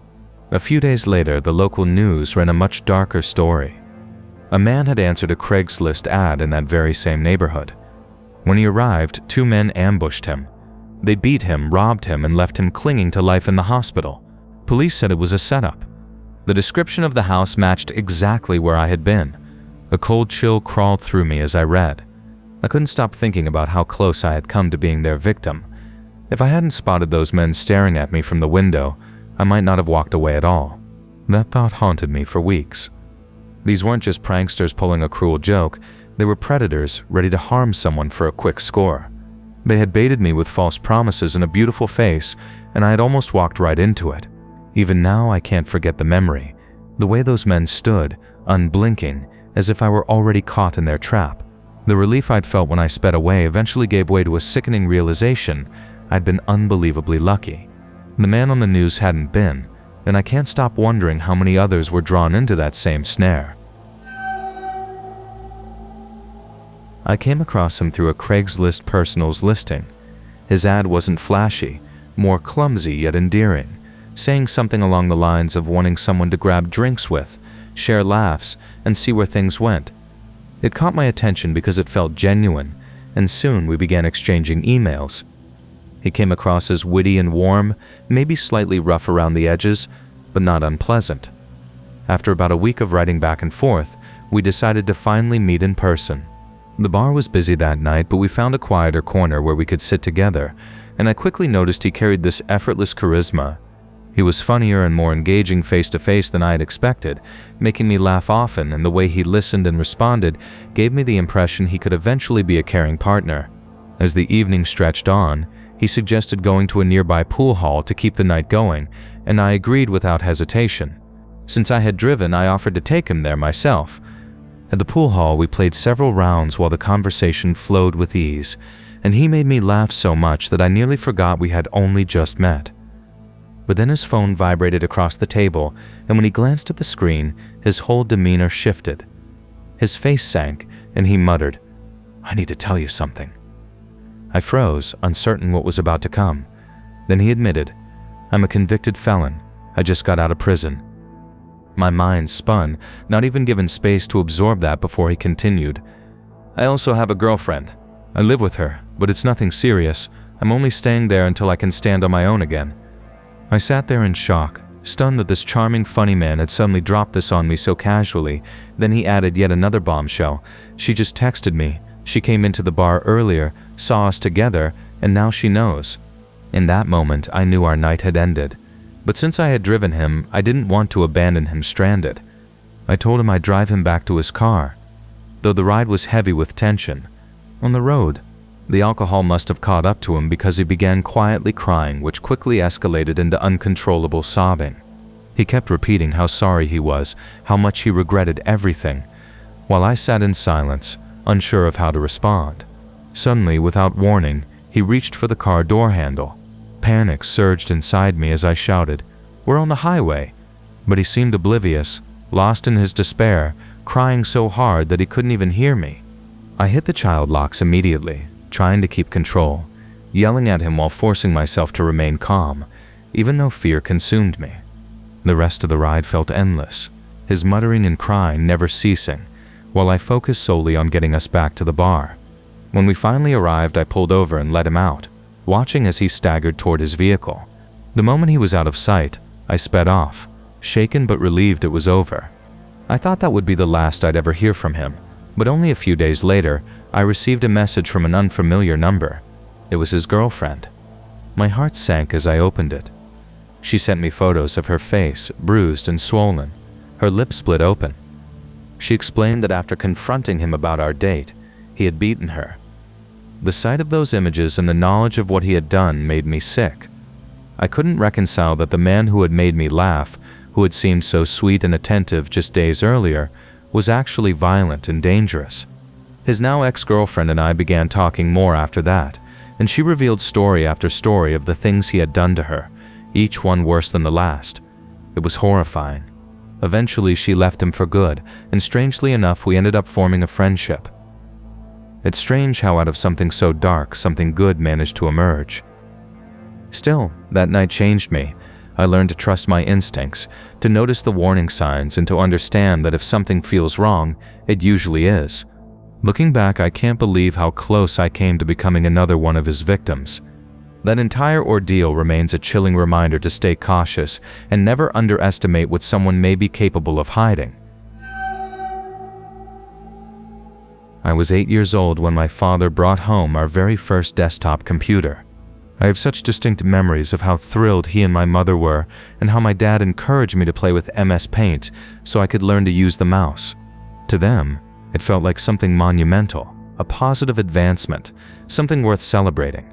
But once we finally connected to the internet, it became an entirely different matter altogether. My dad regarded the computer as if it were a sacred gift, a tool that would define the future of the 21st century. Yet he looked at the internet itself as if it were a weapon, something dangerous and unpredictable. I later discovered this came from one of my uncles, who had warned my mom that the web was riddled with sinister things that could twist a child's mind. At the time, I thought he exaggerated, but in truth, I can't say he was entirely wrong. Years passed, maybe 6 or 7, before I was allowed to explore the internet on my own without someone watching over me. That was when I came across a certain website you probably know by the name of Craigslist. I bet most people are familiar with it, and if not, you could easily look it up. But I wasn't visiting Craigslist for the typical reasons like shopping or checking out the personals. My interest was fixed on the odd discussions, especially in the psychology and religion sections of the message boards. That was where I stumbled upon one of the most unsettling accounts I had ever read online, the story of a girl called Anya. It forced me to reconsider my uncle's warnings about the internet being filled with dark, disturbing things. As it turned out, he wasn't entirely off the mark. The account took place around 2007, when a young Czech father had installed a video baby monitor to keep an eye on his newborn. But one evening when he turned it on, he didn't see his infant resting in the crib. Instead, on the screen appeared a boy, maybe 6 or 7 years old, gagged and tied in the corner of a filthy basement. Panicked, the man immediately called the authorities. They quickly determined he had somehow intercepted the signal of another baby monitor from a nearby residence. Officers began canvassing the area door to door, searching for where the transmission was coming from. Eventually, their investigation led them to the Moravec sisters. The elder of the two was a single mother raising 2 young boys, and she had recently taken in a 13-year-old foster daughter named Anya. It turned out that the child seen bound in the cellar was one of the Moravec boys. The horrifying revelation was that the punishment had not been inflicted by the sisters, but had been orchestrated by young Anya herself. She had somehow manipulated the sisters into restraining the child, and even more grotesquely, she had been carving away thin strips of his flesh, feeding them unknowingly to the sisters in their meals. At first, investigators assumed Anya was simply another abused child in the household, but strangely, she bore no signs of mistreatment, no bruises, scars, or burns like the boys carried. Both brothers confirmed that only they were subjected to cruelty. Anya, on the other hand, remained untouched. Somehow she had persuaded the boys to believe they deserved the punishments, leaving them unwilling to resist or fight back. The same went for the Moravec sisters. Neither had any history of abusive behavior until Anya had come into their lives. Yet under her influence, they believed what they were doing was somehow justified. What's even more chilling is how Anya came to be in their care. She hadn't been taken from an orphanage or through any legitimate adoption agency. She had simply appeared one day at the sisters' doorstep and never left. The police began digging deeper, trying to uncover her true origins. After months of exhaustive searching, the revelation came to light. The girl known as Anya was not a 13-year-old at all. Her real name was Barbara, and she was actually in her early 30s. The only reason she could pass as a child was because of an unusual developmental disorder that made her look far younger than her actual age. Authorities moved to arrest her, only to learn she had fled the country. Fortunately, with photos circulated internationally, she was quickly located. She had been hiding in Poland, this time posing as a 14-year-old boy. By the time police found her, she had already convinced another unsuspecting family with 2 children to take her in. Back on the Craigslist forums, speculation exploded. Rumors began circulating that Barbara's biological parents were linked to an obscure spiritual group known as the Grail Movement. Even as a teenager reading this, I found the supposed connection flimsy at best. The theory was that the sect's purpose was to create a kind of messianic figure, a replica of Christ, imbued with supernatural gifts. Some claimed Anya Barbara was meant to be this figure, but instead of becoming holy, she had become corrupt and malevolent. The Grail movement itself was real, so much so that the Nazis cracked down on them during their occupation of Austria. But in my view, people were simply drawing strings together to make it seem like a larger conspiracy. To me, the story was already horrific enough without piling on rumors of cults and prophecies. Even now, when I think back on it, I return to my uncle's words about the internet being filled with twisted, disturbing things. But I've come to believe that isn't entirely true. The real horrors aren't confined to the web. They're found in the world outside, in the people who walk among us. The internet, sites like Craigslist, only serve as a mirror, a window that allows us to glimpse the darkness already present in real life. Working nights at Walmart in a forgotten town did things to me I never expected. At first it was just a steady paycheck, a stopgap while I tried to rebuild my life. 2 years before, I'd left a small community college, not just because my grades were bad, but because my mom had fallen ill and I had to help cover expenses. When the overnight position stocking shelves and sometimes running the register opened up, it felt like a small kind of order. This wasn't one of those giant supercenters in a sprawling city. Our store sat on the edge of a dying Ohio town, right off a lonely 2-lane road. Past 10 p.m., only gas stations, a waffle diner, and our Walmart stayed open. The staff was a mix, older folks juggling second jobs, high school kids grabbing side cash, and people like me stuck somewhere in the middle trying to keep our heads above water. One of the people I bonded with was a 28-year-old named Mason. He was scruffy but approachable, always throwing out quips about how this store could drive someone off the deep end if they didn't keep busy. Back then, I assumed he was exaggerating. After what happened, I knew he wasn't. The first time I sensed something off was on a Tuesday night near the end of October. I was unloading Halloween stock plastic skeletons, fake webs, candy, and spotted Mason at the aisle's end, staring at his palms. "Yo, Mesa," I called, joking. "Don't tell me you're allergic to plastic spiders now." He raised his eyes slowly, dark rings under them like he hadn't slept in a week. "I don't know, man," he murmured, tapping his temple. "I'm not right up here." I gave a nervous laugh. "Join the club. Nobody's right pulling these shifts." He didn't even smile. He just stuffed his hands into his hoodie and walked off. During our 15-minute break, I pressed him. "You good? You've been weird lately." He hesitated, then said words that clung to me. "I've done things I can't undo, and now it feels like it's on me, like it's in here." His eyes darted to the walls like they were eavesdropping. I stumbled through the generic friend response. "Whatever it is, man, it'll be okay. We all screw up. Don't let it eat you." But what he gave me wasn't guilt, it was fear. He opened his mouth like he might explain, then shut it and said, "Forget it." Forget I said anything before leaving. 2 days later, Mason was dead. Word moved fast. Driving home from a shift, he collided with a semi. Some said he drifted lanes, others whispered he'd swerved on purpose. No one really knew. But his words kept circling back in my head. "It's following me." At first, it felt like grief. Everyone at the store was rattled. Even our stoic manager, who usually acted mechanical, gave a speech about leaning on each other. But within a week, things began to shift. Small at first. I'd be stocking candy at 3:30 a.m. and hear a child laugh echoing down an empty aisle. Not impossible, but unsettling. I'd check. Nothing. Once I swore a small shadow flickered between displays like a child darting out of sight, but following it led to nothing. I chalked it up to exhaustion. But one night at Register 9, I couldn't excuse it anymore. Around 2 a.m., only a few late-night customers drifted in. A middle-aged man grabbing groceries, a young woman buying formula. Then I noticed him, a boy, maybe 8, standing at the conveyor's end. He wasn't with anyone, just staring at me. "Hey, buddy," I said while scanning items. "Where are your parents?" He tilted his head, silent. When the customers left, I glanced back and froze. His face had changed. Half of it looked caved in, bone jutting through shredded skin, one eye swollen shut, the other glaring. His limbs bent at wrong angles, arms twisted like broken sticks, his clothes drenched in dark stains. A can slipped from my grip. "Jesus," I whispered, stepping back. He blinked and vanished. Shaken, I checked the cameras. No boy, no trace. For the next week, he appeared again and again in the toy aisle, at the corridor's edge, always silent, always mangled as if fresh from a violent wreck.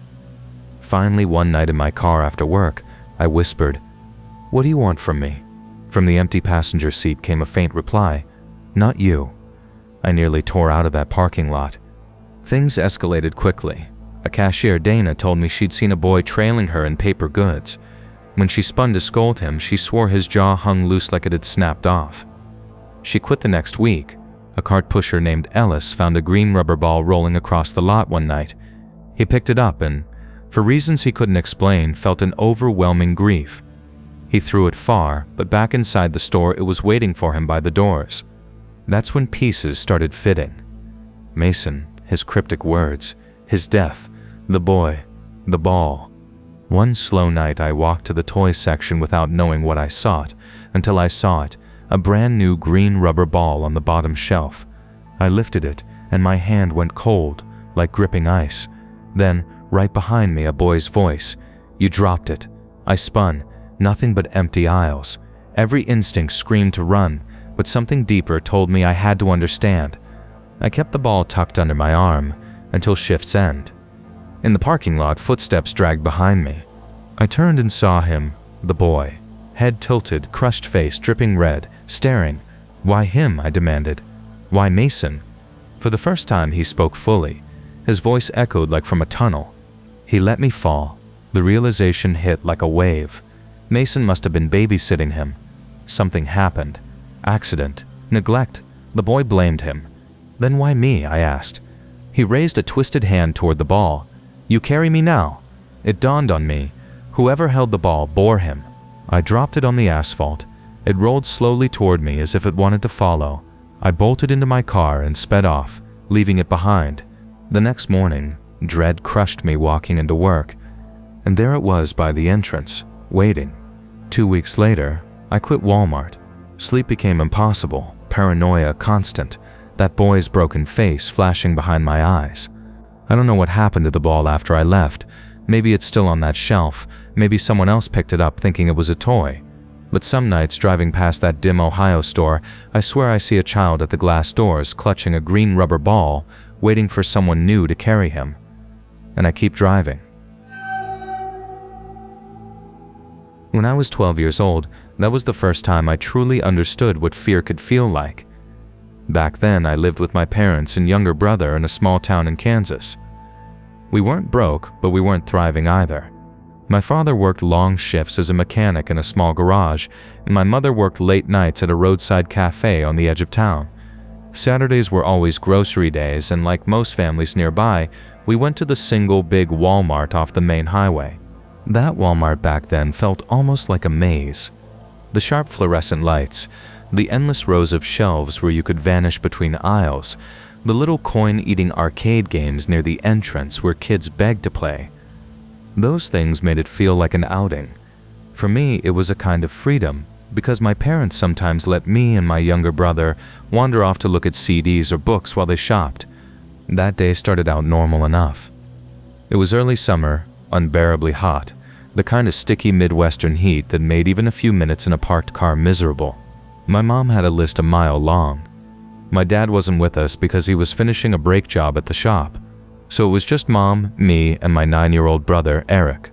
We came in, Eric and I doing our usual thing, heading straight for the electronics while Mom steered the cart toward the cleaning section. I remember feeling like I was so grown up, the way 12-year-olds think they're independent. I crouched in the CD aisle to tie my shoe.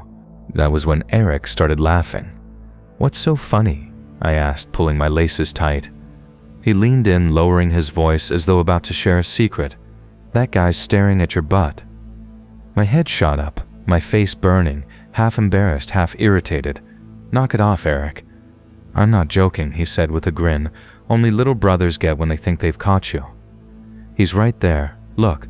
I tried to be subtle, glancing up quickly, and sure enough at the end of the aisle was an older man.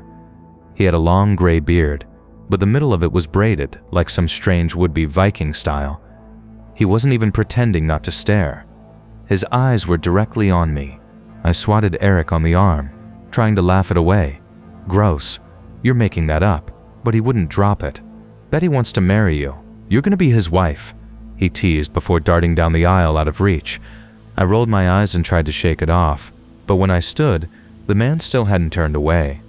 His gaze shifted awkwardly, as if remembering to act normal, and he moved his eyes toward a rack of CDs.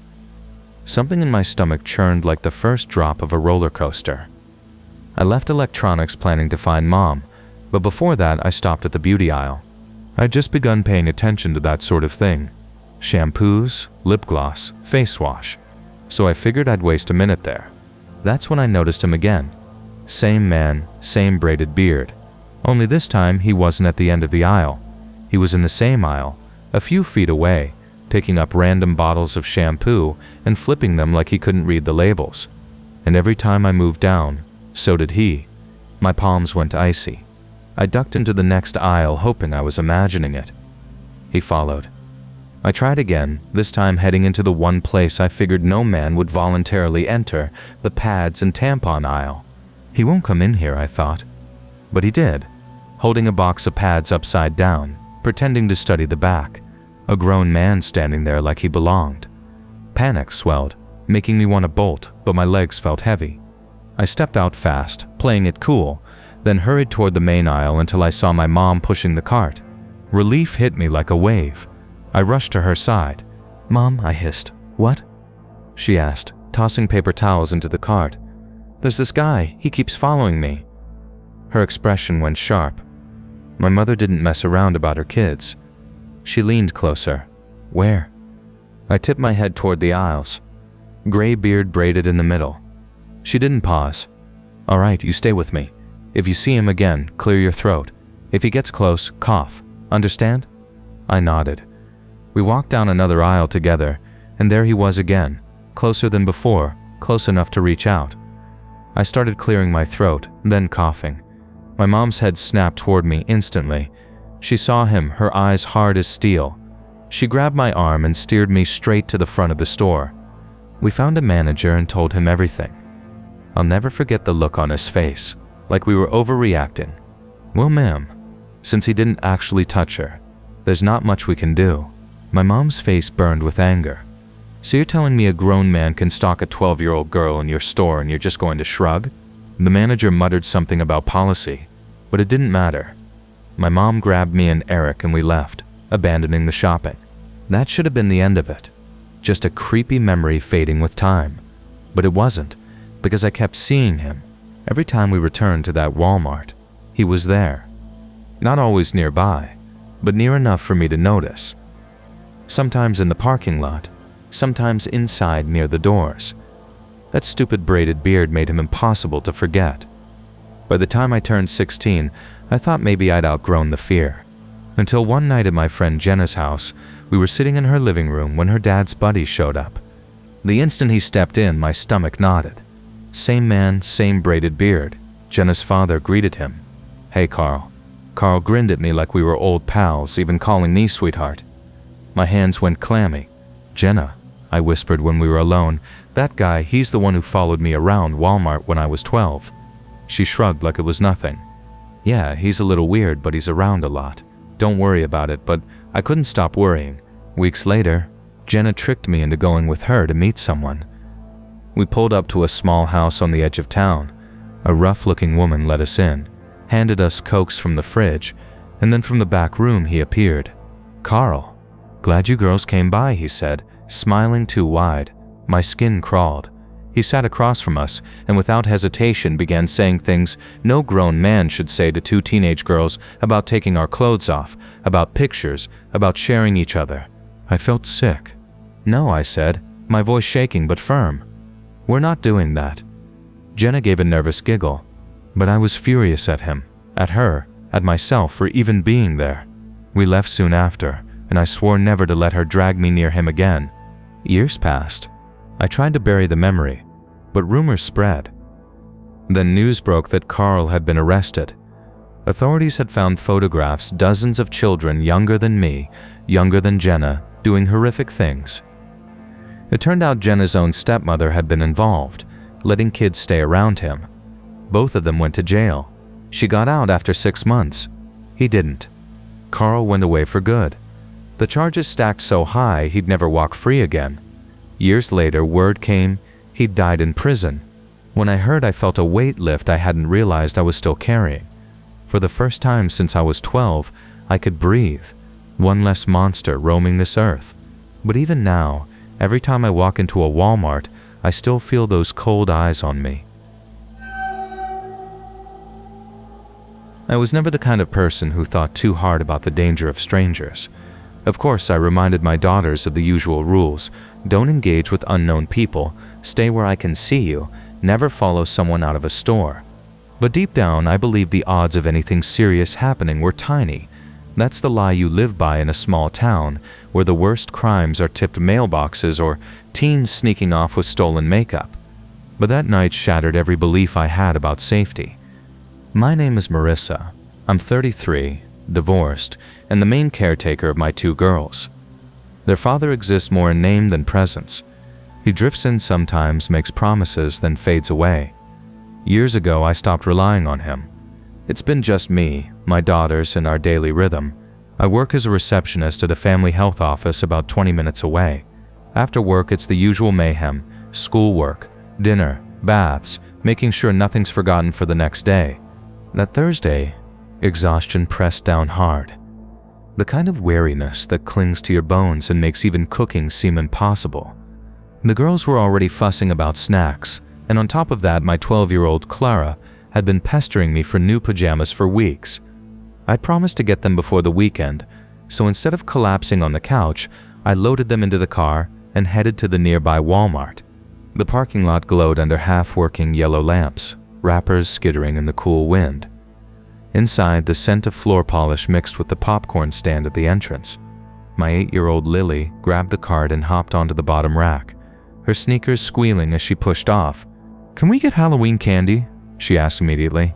"We're here for school supplies and pajamas," I told her. "Candy later." "Later like tonight, or later like October," she moaned. Clara trailed behind, hood up, earbuds dangling. "You know she'll ask 100 more times, right?" she muttered. I grinned. "That's why you're here, big sister duty." Clara rolled her eyes but smiled faintly. We headed for the school supply section where notebooks and pens rose in towers. Lily darted between displays, lifting a glittery pencil case. "Put it back," I said. "You already have to." I was pulling folders off the shelf when a man rounded the corner too quickly, nearly colliding with us. He carried no cart, no basket, just moved fast like he had somewhere urgent to be. But as soon as he almost hit us, he stopped short. "Excuse me," I muttered instinctively. He didn't answer. He lowered his head, mumbled something I couldn't make out, then slipped sideways into the seasonal aisle. "Mom, look, candy pumpkins," Lily said, tugging my sleeve. The seasonal aisle glowed orange and black with plastic pumpkins, candy bags, and fake cobwebs. He was there, the man, not browsing like anyone else, just standing with one hand in the candy, his eyes flicking sideways at us. For a split second, our gazes met. He looked away so abruptly it made my skin prickle. "Can I take a picture?" Lily asked, pulling her little phone from her jacket. "Not now," I said, steering her along. But I could feel his stare lingering. We moved toward the women's section. I told myself I was imagining it. Big store, many shoppers, coincidence. Yet when Clara was rifling through pajama racks, that prickling came again. I looked up. Same man, now holding a huge bag of candy against his chest. Still no cart, still moving in that strange, unsettled way. He passed slowly, then veered toward the shoes. I exhaled hard. "Mom?" Clara whispered, stepping closer. "That's the same guy." I nodded. "You noticed too?" "Yeah, from the candy aisle. Now he's here. It's creepy." I didn't want to scare them, but I wouldn't ignore her instincts. "Stay close," I said. Lily tugged at a pajama set. "Can I get this one?" "Maybe. Hold on." Out of the corner of my eye, I caught him again, drifting through the boys' racks, not shopping, just wandering, stopping, looking. His eyes moved from me to Lily to Clara, then back to me. Coldness crawled over my spine. "Okay," I whispered to Clara. "I think he's following us. Get Lily in the cart." Clara's eyes widened. "Seriously? Just do it." Lily groaned but climbed in. The man slipped out of the aisle. For a second I felt relief, until I realized he'd only looped around, keeping a clear line of sight on us. Our eyes met. He twitched, then pulled out his phone, typing furiously. My pulse thudded. That's when I noticed the others. By electronics. An older man in a baseball cap pretended to look at a half-empty video game shelf. Every so often he glanced our way. Not quick glances, hard ones you can feel even far off. And near the baby clothes, a third man drifted, picking up a onesie, putting it back, circling again. His eyes kept darting toward us. The realization hit like ice. This wasn't random. "Girls," I said, forcing calm. "We're checking out now." Clara looked at me, suddenly serious. "Are we in danger?" I swallowed. "We just need to go." I pushed the cart fast, my grip so tight my knuckles hurt. Each aisle I turned, I checked behind us. The candy man stayed 2 rows over, keeping pace. The man in the cap shifted to follow at a distance. "Mom, I'm scared," Lily whispered. "I know, baby, stay down." I pulled her into a crouch inside the cart. By the time we reached the front, my heart hammered so loud I thought others could hear. The self-checkout lanes were jammed, too easy to get trapped. "Excuse me," I said to a worker stocking shelves, my voice trembling. "Can you call security up here?" The kid blinked. What for?" "There are men following us, please." He stared, then nodded quickly, grabbing his radio. That's when I saw him again. The candy man stood at the edge of self-checkout, phone still in hand, watching. The other 2 were further back, pretending to browse. I paid as fast as I could, my hands shaking so badly I dropped my card once. The girls clung to my sides. When we headed for the exit, I risked one last look. All three men stood still, unmoving, staring. As the sliding doors opened and night air hit my face, I saw him, Candyman, outside under the buzzing lamp, eyes locked on mine. I gripped my daughter's hands so hard they yelped. We didn't go straight to the car. We cut across the lot fast toward a cluster of people walking in. I didn't stop until we were surrounded, until a security guard jogged out toward us. When I finally looked back, the man was gone. That was months ago. I've replayed it hundreds of times. What if I hadn't noticed? What if the girls had wandered off for even a minute? I still shop at Walmart, but never that location and never alone with my daughters. Because deep down, I can't shake the certainty that night wasn't an accident. It was a plan. And we came too close to being part of it. I once believed late-night grocery runs were harmless, but at 15 I discovered how fragile that feeling of safety really was. Nearly a decade later, I still find myself double-checking locks and scanning parking lots before walking to my car.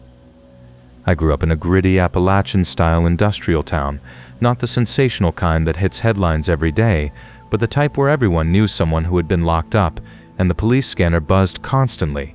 Drug busts, brawls, and break-ins were just the soundtrack of life. My dad always warned, if you don't keep your head straight, this town will chew you up. That evening started like any other.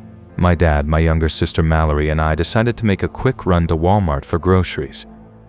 It was a Wednesday night late in October. The air crisp, the kind of chill that pushes your hands deep into hoodie pockets.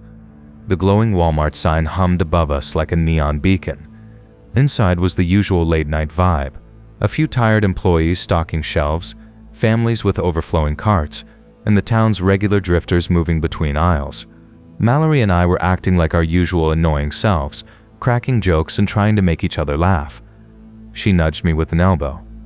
"Yo, check aisle 7. Creeper alert." I followed her gaze. There he was.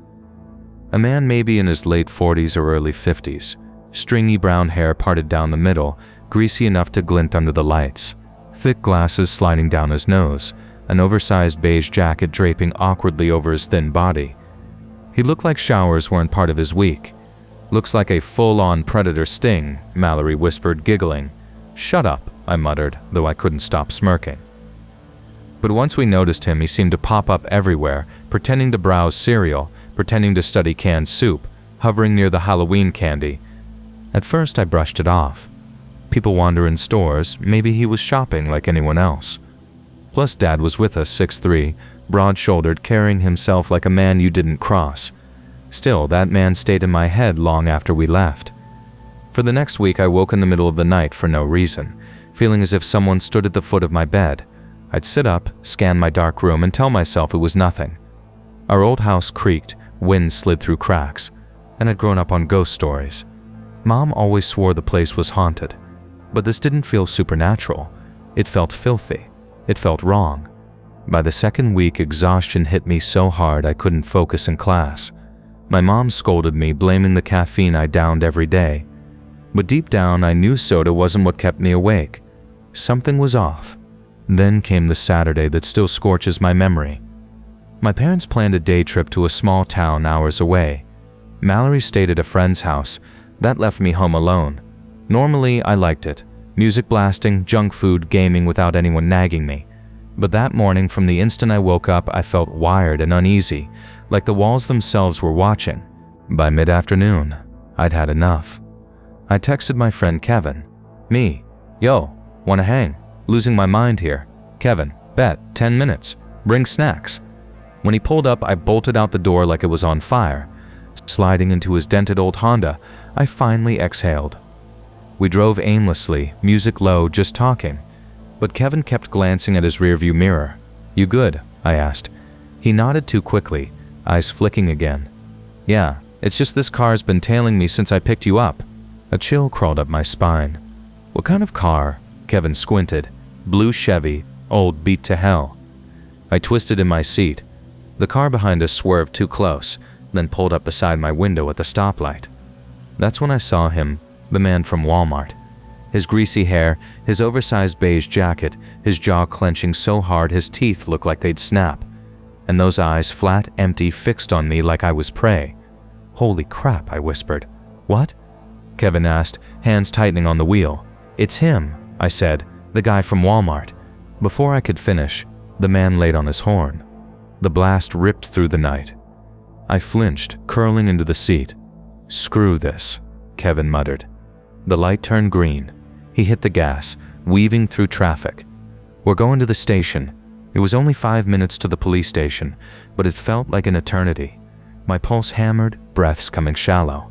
When we pulled in, the man didn't follow us inside, but parked across the street, watching. Inside, we found Officer Denton, a friend's dad. Kevin, thinking fast, had memorized the guy's license plate. Denton scribbled it down, his face hardening as he typed it in. "Stay here," he said. "We'll send a car to your house, just in case." My phone buzzed, Mom calling, panicked after hearing from the station. I could barely form words. When officers checked my yard, what they discovered froze my blood. The man was there, crouched outside my bedroom window, digging in the bushes. He had a crowbar, duct tape, zip ties, condoms, a taser, hidden in a backpack under the leaves. They arrested him on the spot. He turned out to be a registered sex offender who'd been stalking me for weeks, planning. Suddenly, all those nights waking with that crawling feeling made sense. The trial blurred past. My parents pressed charges. He went away. But that didn't erase what happened. Even now, I wake up some nights, heart racing, convinced I'm being watched, and I'll never laugh off creepy Walmart guy jokes again, because sometimes it's not a joke, sometimes it's real, and sometimes trusting your instincts is the only thing that keeps you alive. I'm 23 years old, female, and moved here a few months ago for college.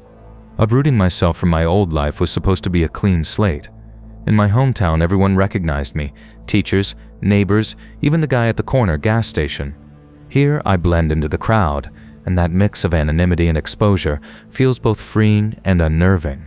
My apartment is small, a single bedroom with worn carpet and pipes that screech at night, but it's my space, and I take pride in it. That Saturday around 3 p.m., I decided to drive to the closest Walmart to stock up on cleaning products. I delayed it all week as assignments piled up and exhaustion set in, but that afternoon something inside me wanted to reset, to scrub everything down and make the place truly feel like mine. I wasn't expecting anything out of the ordinary. The parking lot was jammed, stray carts scattered near the entrance. Muttering under my breath, I steered around them and squeezed my car into a tight space, careful not to clip a loose cart. Purse in hand, I stepped out and walked toward the sliding glass doors. That's when I spotted him, an older man leaning against the cart corral just outside. He looked mid-50s or early 60s, maybe older, wearing a washed-out baseball cap and a tucked-in flannel shirt over jeans. His skin looked weathered, like someone who spent endless hours under harsh sunlight. Our eyes met for a split second. Out of instinct, I gave a courteous nod, the kind strangers exchange to acknowledge each other. He didn't nod back, didn't smile, just stared. I brushed it off and kept walking as the automatic doors whooshed open and a gust of cool air conditioning hit my face. I grabbed a cart and steered toward the school supply section. All I needed was a binder or maybe a few folders. While scanning bright notebooks lined on the shelves, a faint squeak of sneakers came from behind. Tilting my head slightly, I caught sight of him again. The man from outside. He stood at the aisle's edge, holding a pack of paper plates covered in cartoon pumpkins, though his gaze wasn't on the plates. It was fixed on me. I tried to reason with myself. Maybe he had grandchildren. Maybe he was shopping for a party. Still, a wave of unease prickled at me. I shoved a binder into my cart and made my way toward the back of the store where the electronics were. I needed a phone charger anyway. That section was quieter than the rest, filled with glass-locked displays of chargers, headphones, and controllers. I crouched to check the lower shelves, searching for the right charger. In the reflection of the glass, I suddenly saw him. He was moving slowly past me, his eyes tracking me from shoulders to legs. When he slipped behind me, I glimpsed him from the corner of my vision, his mouth slack as his tongue darted out to wet his lips. I froze and forced myself to breathe. Don't react. Don't draw attention. Maybe he'll leave. But he didn't. He stood right behind me, uncomfortably close. "Excuse me?" I muttered, pretending to study the shelf, my voice kept as steady as possible. He stayed silent, still burning his stare into me. Only after a long moment did he step away toward another display, and I exhaled a shaky breath of relief. Pushing my cart into the next aisle, I tried to appear normal, though my hands trembled against the handle. To test myself, I lingered by some random headphones, pretending to compare prices while peeking down the main walkway. Then I saw him again. He was speed-walking, scanning left and right like he was hunting for someone. The instant he spotted me, he froze. Our eyes locked. His expression didn't hold embarrassment or surprise, but something darker. He turned sharply and hurried off. My gut told me this wasn't coincidence anymore. I wheeled straight over to the counter where two employees stood, one tall with glasses, maybe in his 20s, the other shorter and stocky with a buzz cut. "Hey," I said quietly, "I think someone's following me." Both looked up at once. "What do you mean?" Buzzcut asked. I described the older man, flannel, cap, and how he'd been appearing everywhere I went, even searching aisles. "I don't feel safe. Search my level and look at my tuppeten. God, I took with Bayavin. Right from us." Glasses frowned. "We don't have actual security here, just asset protection, but we can stay with you or ring you up right here so you don't have to go up front." The kindness nearly undid me. "Yes, please. I just need a few cleaning supplies, then I'll leave." "All right," Buzzcut said firmly. "We'll walk with you." As we turned the corner with my cart, my stomach knotted again. He was there at the far end of the main walkway near the registers. Not close enough to overhear, but close enough to watch. His eyes snapped to mine instantly. He didn't move or blink, just stared. The employees noticed too. "That him?" Glasses muttered. "Yes," I whispered. Buzzcut squared his shoulders. "Just keep walking. He won't try anything with us here." We moved fast through the aisles, grabbing a mop, sponges, and a bottle of bleach. My hands shook so badly I almost dropped it. When we circled back to the electronics counter to check out, I risked one last glance. He was gone. We finished the transaction and Buzzcut carried my bag. "You want us to walk you to your car?" Glasses asked. "Yes, please." Together we headed for the exit. My eyes darted everywhere, heart pounding in my ears, but I didn't see him. Still, paranoia gnawed at me. Outside, I thanked them both again and made my way to my car. I climbed in, locked the doors immediately, and sat there trying to calm down. I couldn't drive straight home. What if he was waiting? What if he followed me? So I drove to a random neighborhood halfway between Walmart and my apartment, parked in front of a house pretending it was mine, and waited 10 minutes scanning the mirrors. No cars slowed, no sign of him. Finally, I circled the block twice and then headed home. That night, every light in my apartment blazed as I clutched my pepper spray. Every creak from the building jolted me. What terrified me most wasn't what had happened inside the store. It was what might have happened if I hadn't noticed him in the reflection, if I hadn't caught him speed-walking the aisle searching for me. He had no idea I'd seen his face when he licked his lips, staring at me like I was something consumable. I don't know if he planned to grab me in the parking lot or follow me home, but I do know one thing. Whatever his intentions, they weren't good.